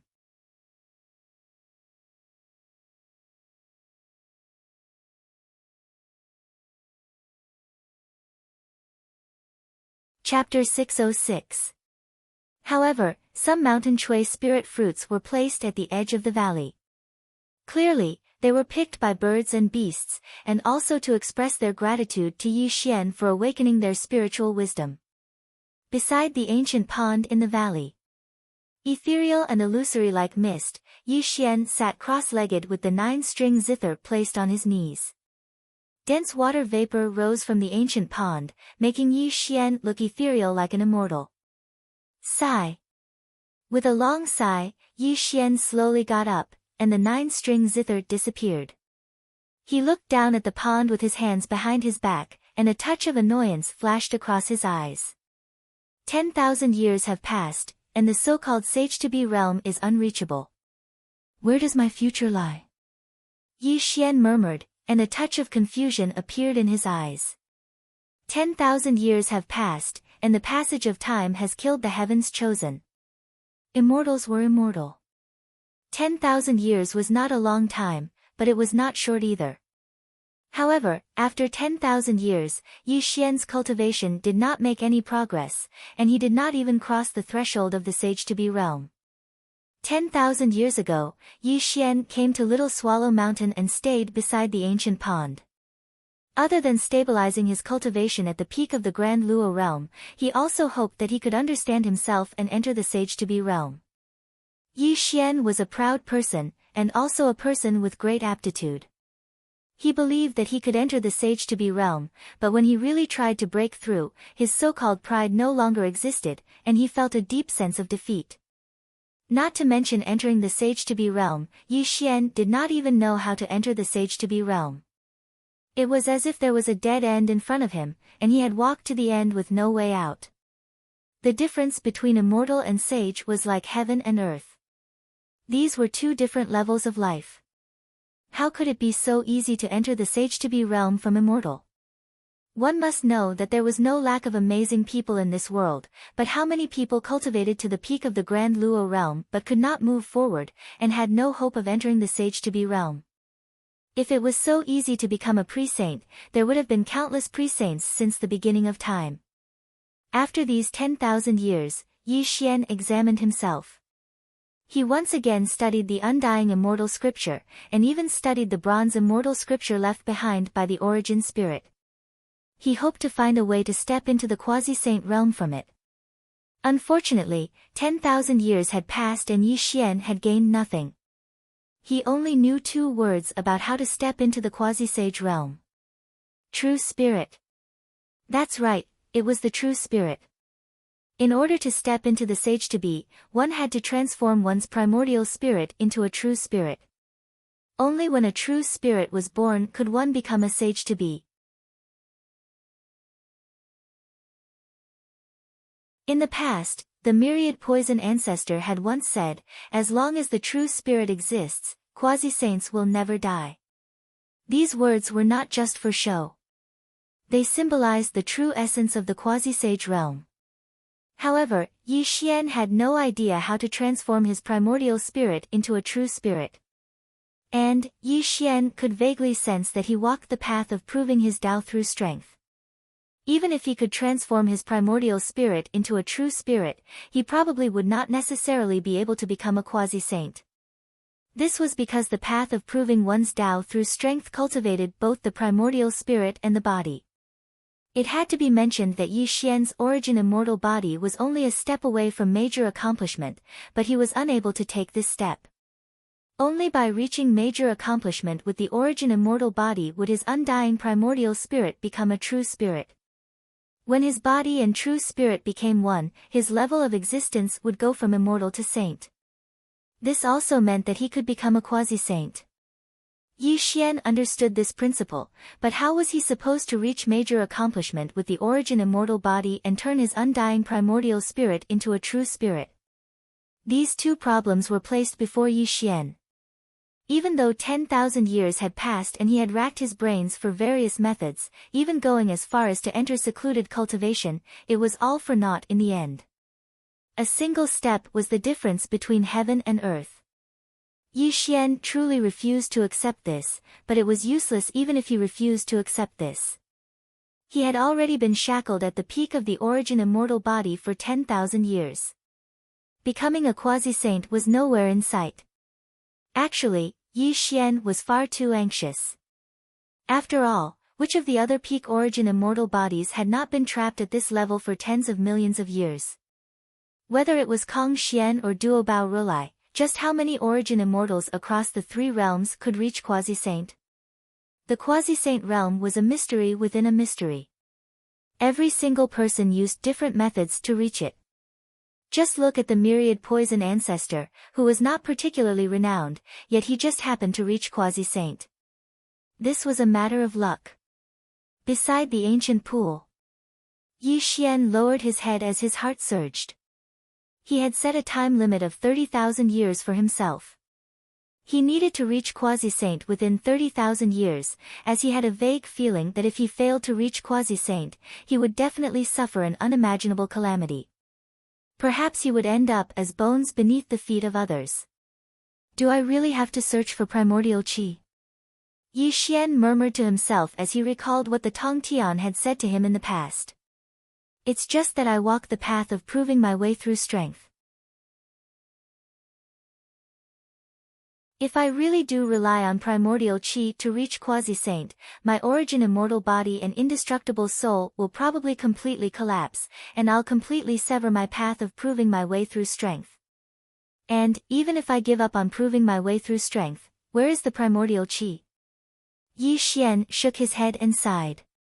The confusion in his eyes became heavier and heavier. Ever since he was young, he had experienced far too many hardships along the path of cultivation. Who knew how many bones had piled up behind him? However, he had never been shackled to a certain realm of cultivation. He had always been advancing his cultivation like a hot knife through butter. Until today, he was at the peak of the Grand Luo realm, and the quasi-saint realm was right in front of him, but he was firmly trapped where he was. Even though he had an inextinguishable will in his heart, he felt a deep sense of powerlessness in the face of the quasi-saint realm. The peak of the grand immortal realm was revered as an ancestor. As long as quasi-saints did not appear, they could look down on the three realms. Perhaps this was already a supreme glory to others, but it was not even worth mentioning to Yi Xian. This was because in the eyes of quasi-saints, Daluo Jingxian was only an ant. And, Yi Xian had never forgotten that there were still the supreme 6 saints above quasi-saints. Yi Xian stood in the reflection of the ancient pool. He was like an immovable boulder. He did not speak or move at all as he considered his path ahead. A large amount of mist rose up from the pool, obscuring his figure. Who may err, quickly give up resisting. Otherwise, don't blame my king for being ruthless. The fiery light of the Tong Tian crossed the sky. A demonic cloud that covered the sky stretched across the sky. Thousands of demons roared and growled in the demonic cloud. In the void, a young girl with peerless beauty could be seen. She was activating a demonic art and fleeing in the void. Wife, just listen to me. You won't be able to escape from this king's palm. Suddenly, a child's voice sounded in the void. A speck of fiery light blocked Humayer's path. This caused the young girl's expression to change. She clenched her silver teeth. Hong Haier, you shameless brat. Don't go too far. Humayer reprimanded.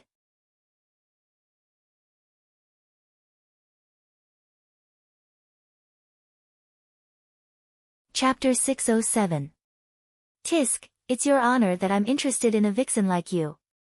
If it weren't for the fact that you're from the Qing Chiu clan, you would have died under my true Samadhi fire for insulting me. Red Boy was dressed in red, and his hair was tied in a braid behind his head. He looked like a 7 or 8-year-old child, and his cultivation level was that of an all-heaven golden immortal. He held the fire-tipped spear in his hand and teased the girl.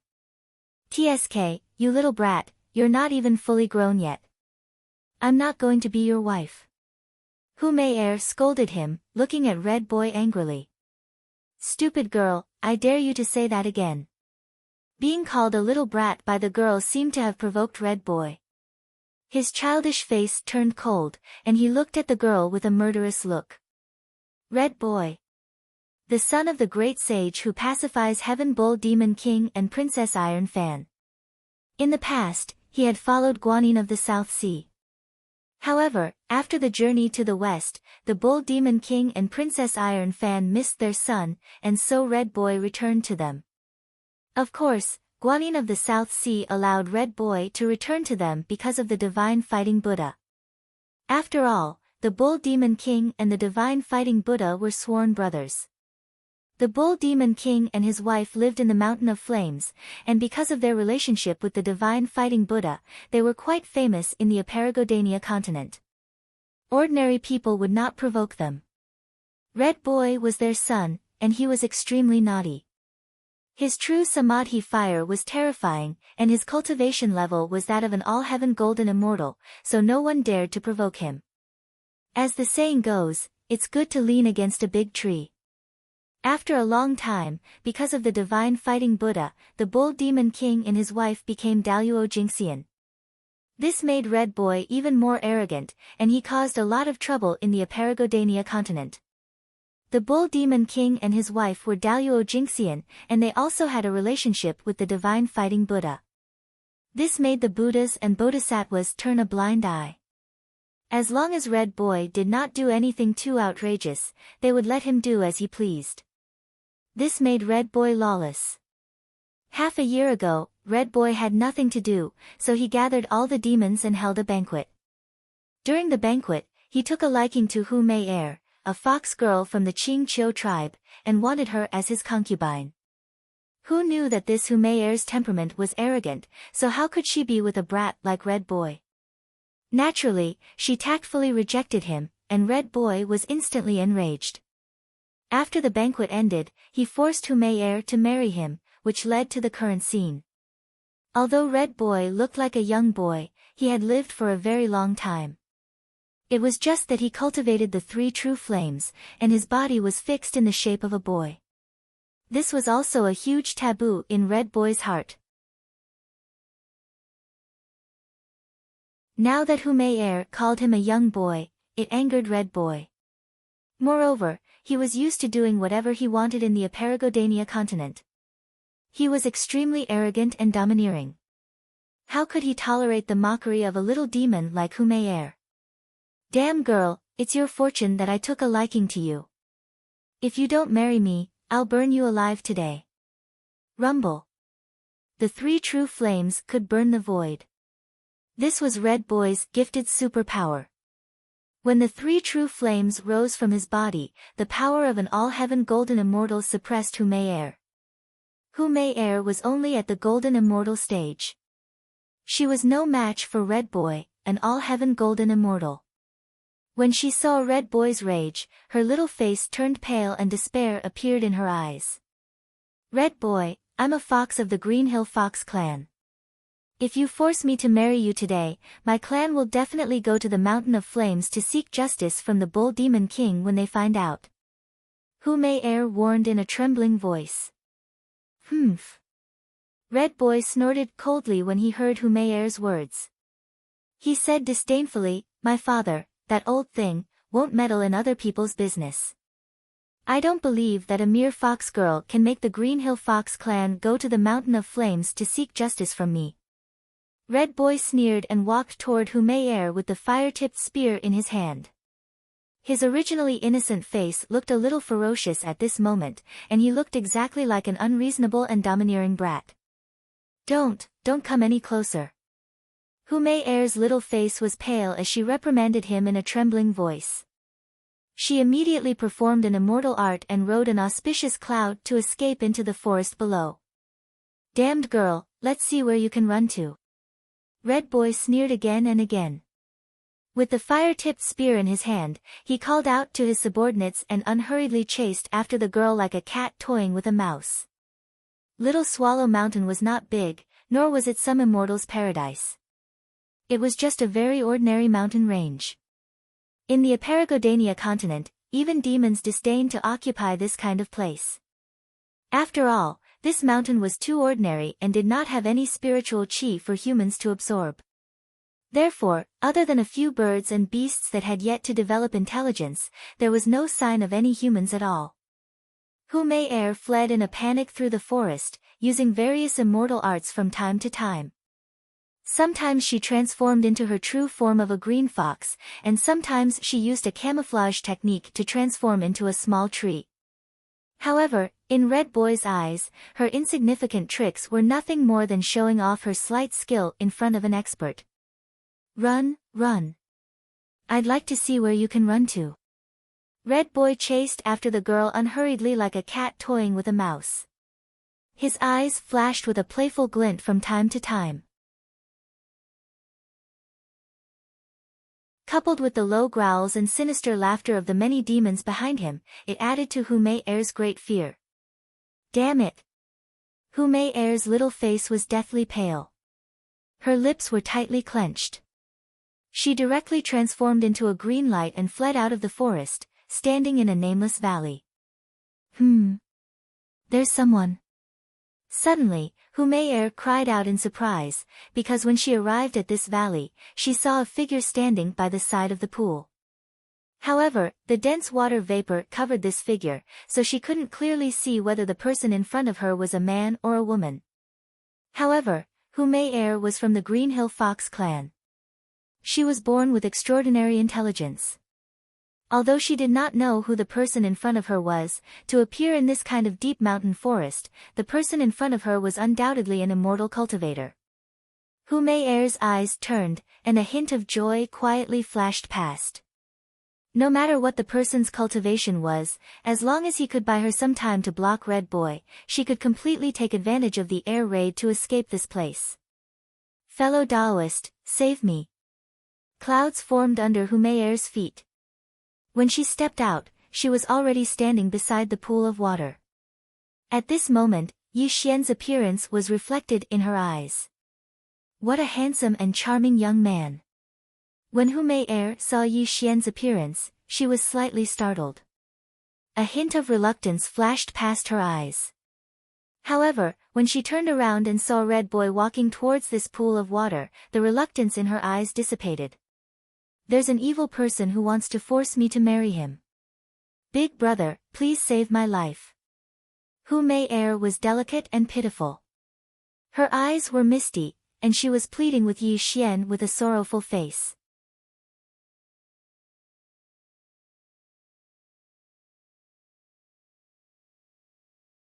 Chapter 608. Unfortunately, from the beginning to the end, Yi Xian didn't move at all. It was as if he didn't hear Hu Mei Er's pleading voice. He just stood by the side of the pool, as if he didn't notice that there was an additional person beside him. Damn girl, why don't you continue to run? Red Boy led his demon subordinates and strolled over. When he saw Yi Xian beside Hu Mei, he was stunned. He did not expect that there would be a living person in this deep forest. "Big brother, please save me." Seeing that Yi Xian did not speak or move, Hu Mei's expression changed slightly. She rolled her eyes and stretched out her hands to shake Yi Xian's arm. However, before she could get close to Yi Xian, an extremely terrifying force bloomed from Yi Xian's body and sent her flying in an instant. Ah! Hu Mei let out an ear-piercing scream as she fell heavily to the ground in the distance. At this moment, Yi Xian turned his thoughts around and strolled back to his straw hut. He turned a deaf ear to Hu Mei's cry for help and did not even have the interest to look at Red Boy. It was as if the two of them were air. It was no wonder that Yi Xian acted this way. He had lived here for 10,000 years and had always been thinking about how to enter the Sage-to-be realm. How could he have the leisure to care about these ants? As for the so-called hero saving the beauty, Yi Xian had no interest at all. Hu Mei's life or death had nothing to do with him. Stop! Suddenly, before Yi Xian could return to the straw hut, Red Boy's perverse voice was heard. He did not move, but he directly blocked Yi Xian's path and constantly scrutinized Yi Xian.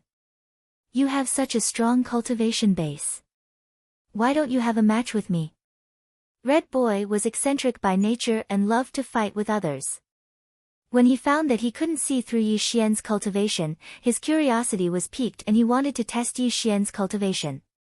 Anyone who knew Red Boy would know that this young lad loved to fight. He had caused countless disturbances in the Aparagodania continent. It was just that the Immortals and Buddhas did not care too much about him on account of the Bull Demon King and his wife. This had also nurtured his arrogant and conceited character. "Big brother, he is the son of the Bull Demon King, Red Boy. You must be careful." Hu Mei walked over quickly. Although she was sent flying by Yi Xian's protective immortal energy, she wasn't injured. When she saw that Red Boy was blocking Yi Xian's path, her face lit up with joy. She knew that there was hope for her to escape. "Red Boy?" Yi Xian said softly, looking at Red Boy with a deep look in his eyes. "It seems that you know my name as well, Taoist." Red Boy said arrogantly with a smug look. "I see that your cultivation is not bad. Why don't you follow me?" Yi Xian was already handsome and had the appearance of a scholar.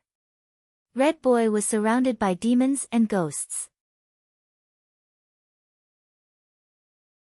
When he saw that Yi Xian's cultivation was not bad, he naturally had the idea of subduing Yi Xian.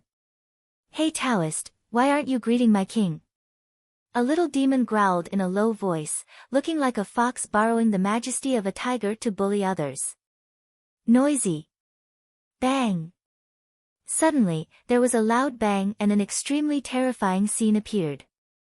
The little demon exploded with a bang and turned into a cloud of blood mist that scattered on the grass. Such a scene caused Red Boy to be stunned on the spot. Only after 3 breaths of time had passed did he recover from his shock. When he saw the inexplicable deaths of his subordinates, his expression instantly changed as he looked towards Yi Xian. "Audacious! You dare to kill this king's men?" Buzz! The true Samadhi fire spread out, covering every inch of the void with flames. Although Red Boy did not see how Yi Xian killed the little demon, who else could it be other than Yi Xian in this valley? "You bully men and women and are extremely mischievous. The Bull Demon King and his wife really did not educate you well," Yi Xian said calmly. "Are you courting death?" Hearing Yi Xian's reprimand, Red Boy was infuriated. He let out a low roar, and the 3 true flames filled the air, causing the entire valley to be covered by the 3 true flames. The flames that burned through the air looked extremely terrifying. "Kill!" The fire-tipped spear pierced out and went straight for Yi Xian. The true Samadhi fire covered the sky and earth, turning into a fire dragon that was thousands of miles long and whizzing down on Yi Xian. Suddenly, there was a loud explosion. Red Boy did not waste any time and directly attacked Yi Xian. "You really are a mischievous brat. Facing Red Boy's attack, Yi Xian did not dodge because he did not need to. Red Boy's attack was nothing but a farce in his eyes. With a point of his finger, he sealed the sky and trapped the earth. The space and time seemed to be frozen. The true samadhi fire that covered the sky and earth disappeared. Red Boy's fire-tipped spear was shattered inch by inch. With a muffled sound, Red Boy was sent flying backward, spitting out a mouthful of blood essence. Duh! Daluo Jingxian! Red Boy screamed in horror. He knew he had kicked an iron plate. This also made him wipe the blood from the corner of his mouth and directly shoot out of the valley. Although Red Boy was arrogant and despotic, he also knew how terrifying Daluo Jingxian was. How could he dare to stay in the valley? However, Red Boy did not understand why there was a Daluo Jingxian in this unknown little swallow mountain. He did not even dare to think about it. He did not even have the time to take Hume away. Since you're here, there's no need to leave. It was as if the heavens and earth had reversed. When Yi Xian's voice sounded out, the entire world was sealed. An enormous palm that blotted out the sky suddenly appeared above Red Boy's head, bringing with it a boundless and terrifying force as it smashed down. Bang! There was an explosion in the void and the world shook. Red Boy fell down to the valley below like a kite with a broken string. With a loud rumble that shook the earth, a human-shaped crater appeared. As a peak grand heavenly immortal, Yi Xian's battle strength could be said to be comparable to an early sage-to-be. He dared not say he could kill a sage-to-be, but he was in an invincible position. Red Boy was only a small golden immortal in the all-heaven heaven. How could he escape from Yi Xian's control? Come! Yi Xian stretched out his palm and finger, causing the entire space to slightly distort. Red Boy was instantly sucked over by him and directly imprisoned in the air. You bully men and women, you're even more arrogant and domineering. How dare you be so presumptuous in front of me with the cultivation of a mere golden immortal in the all-heaven heaven? If I don't teach you a lesson today, I'm afraid you'll be even more arrogant in the future. Yi Xian said calmly. His sword fingers streaked across the sky and a willow whip appeared. It directly turned into a sky full of whip shadows and mercilessly lashed at Red Boy. Crack! Crack! Crack! The willow whip swept across the sky and the whip shadows were like shuttles. They ruthlessly lashed at Red Boy's body, causing him to scream miserably. His screams filled the entire valley. You bastard, let me go quickly. Otherwise, my parents will definitely tear you into pieces. Ah! Red Boy screamed and cursed. However, with every curse he uttered, the willow whip lashing at him became fiercer and fiercer. It even lashed his body until his skin and flesh were lacerated. He could not stop sucking in cold air. Don't hit me. Exalted Immortal. Don't hit me, Red Boy went from cursing angrily to begging for mercy. This was because the willow whip that was lashing at him was too extraordinary. Every lash caused his primordial spirit and physical body to be in extreme pain.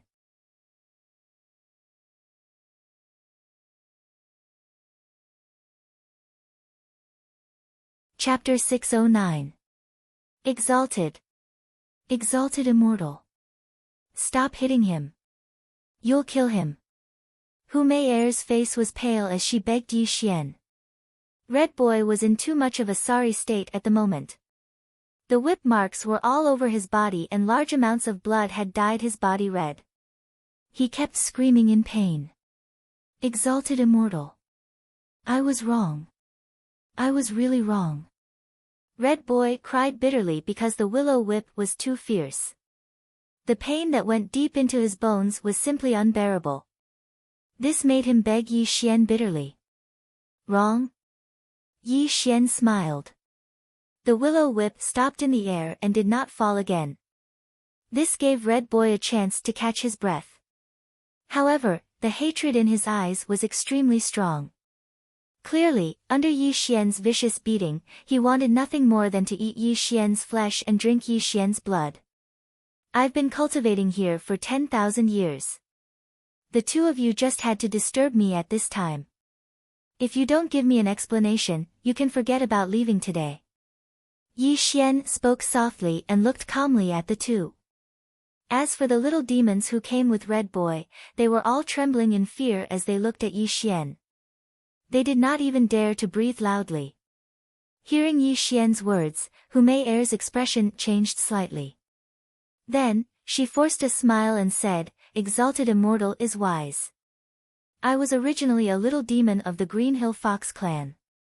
This Red Boy used his cultivation to force me to marry him. That was why I unintentionally entered the Exalted Immortal's Dao grounds. Please forgive me." Hu Mei-er was a woman with a clear mind. When she found out that Yi Xian was the Daoyuo Jingxian, she even beat Red Boy up. This also made Hu Mei-er realize that the mysterious Daoyuo Jingxian before her did not care about the Mountain of Flames at all. "Let me go if you have the ability.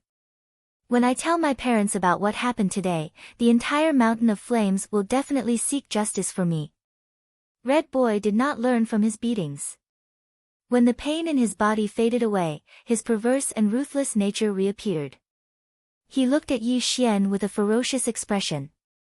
"Red Boy, don't talk so much." Hu Mei-er's beautiful face slightly changed. She never would have thought that Red Boy had already fallen into the enemy's hands, yet he was actually so unreasonable at this moment. If by any chance he angered this golden immortal, would there be any good consequences for him? Ha! Yi Xian laughed. He really laughed, but he was laughing at Yi Xian's ignorance. Throughout the three realms of heaven, earth, and man, as long as the quasi-saints did not appear, Yi Xian could sweep through the three realms. The so-called Bull Demon King and Princess Iron Fan were nothing but a joke in his eyes. Throughout the ages, no one in the three dimensions has dared to threaten me. You're courting death. Wang.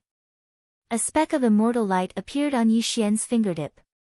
He didn't seem to do anything, but he gently pointed at Red Boy. The speck of immortal light suddenly expanded and instantly engulfed Red Boy. Ah! No! Bang! Red Boy screamed miserably. His physical body crumbled inch by inch, and large amounts of flesh and blood were being ground away.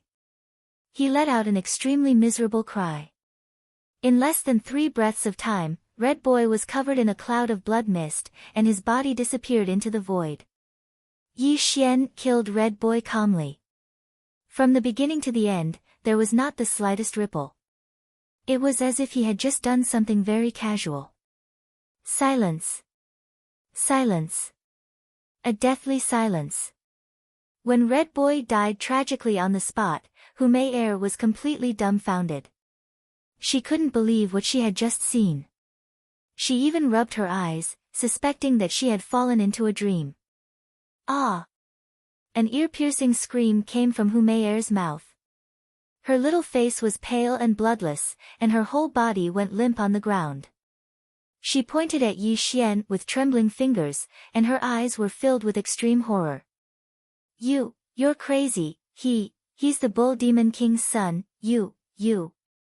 Hu Mei-er was so frightened that she couldn't speak, but there was great despair in her eyes.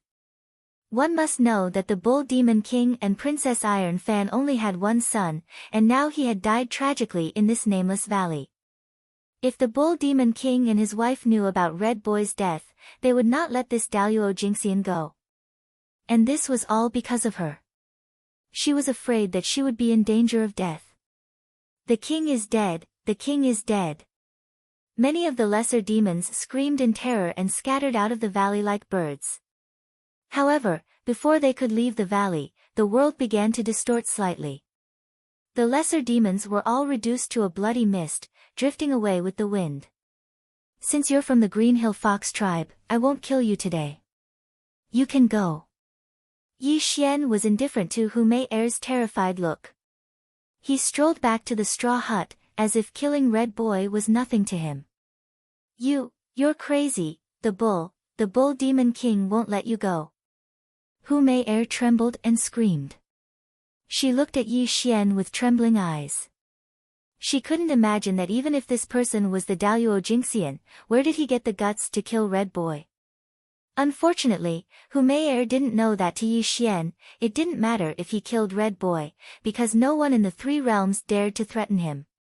Anyone who did was a dead man. Hu Mei Er should be glad that she was from the Green Hill Fox tribe. If Yi Xian hadn't sent Xue Jie to the Green Hill Fox tribe in order to set up a big plan, she would have died for trespassing in the valley today. Yi Xian didn't want to attract the attention of the Green Hill Fox tribe, because he wanted Xue Jie to grow up peacefully in the Green Hill Fox tribe. If he killed Hu Mei Er today, it would definitely cause a change in the peaceful Green Hill Fox tribe. This was also the reason why Hu Mei Er was spared. If you don't leave now, you won't have the chance to.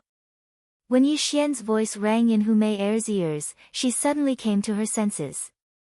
She glanced at Yi Xian with a complicated expression, then used an escape light to quickly leave the valley. In the valley, in front of the thatched hut, Yi Xian looked up at the sky with his hands behind his back. He didn't care about killing Red Boy. All his thoughts were on stepping into the quasi-saint realm. This was Yi Xian's main concern. Going into seclusion isn't a solution. It seems that I have to go out for a walk. Perhaps only then can I find an opportunity to become a quasi-saint. Yi Xian murmured to himself. He no longer hesitated and strolled out of the valley. After cultivating for 10,000 years, Yi Xian examined himself and searched for an opportunity to become a quasi-saint. However, after 10,000 years, Yi Xian had gained nothing. If Red Boy and the others hadn't barged into the valley and disturbed him, perhaps he would still be lost in the valley. However, Yi Xian also wanted to leave because of Red Boy and the others. As for killing these naughty children, it was a very normal thing for Yi Xian. If the Ox Demon King and his wife wanted to avenge their child, Yi Xian wouldn't mind letting them reunite as a family. You're tuning in to the Blissful Bookshelf YouTube channel. We're so grateful for your support, and don't forget to subscribe to join us on this incredible journey through captivating stories. Your generosity through donations truly makes a world of difference, as it's the primary source of revenue that allows me to expand and enhance this channel for you. Thank you from the bottom of my heart for being a part of this adventure.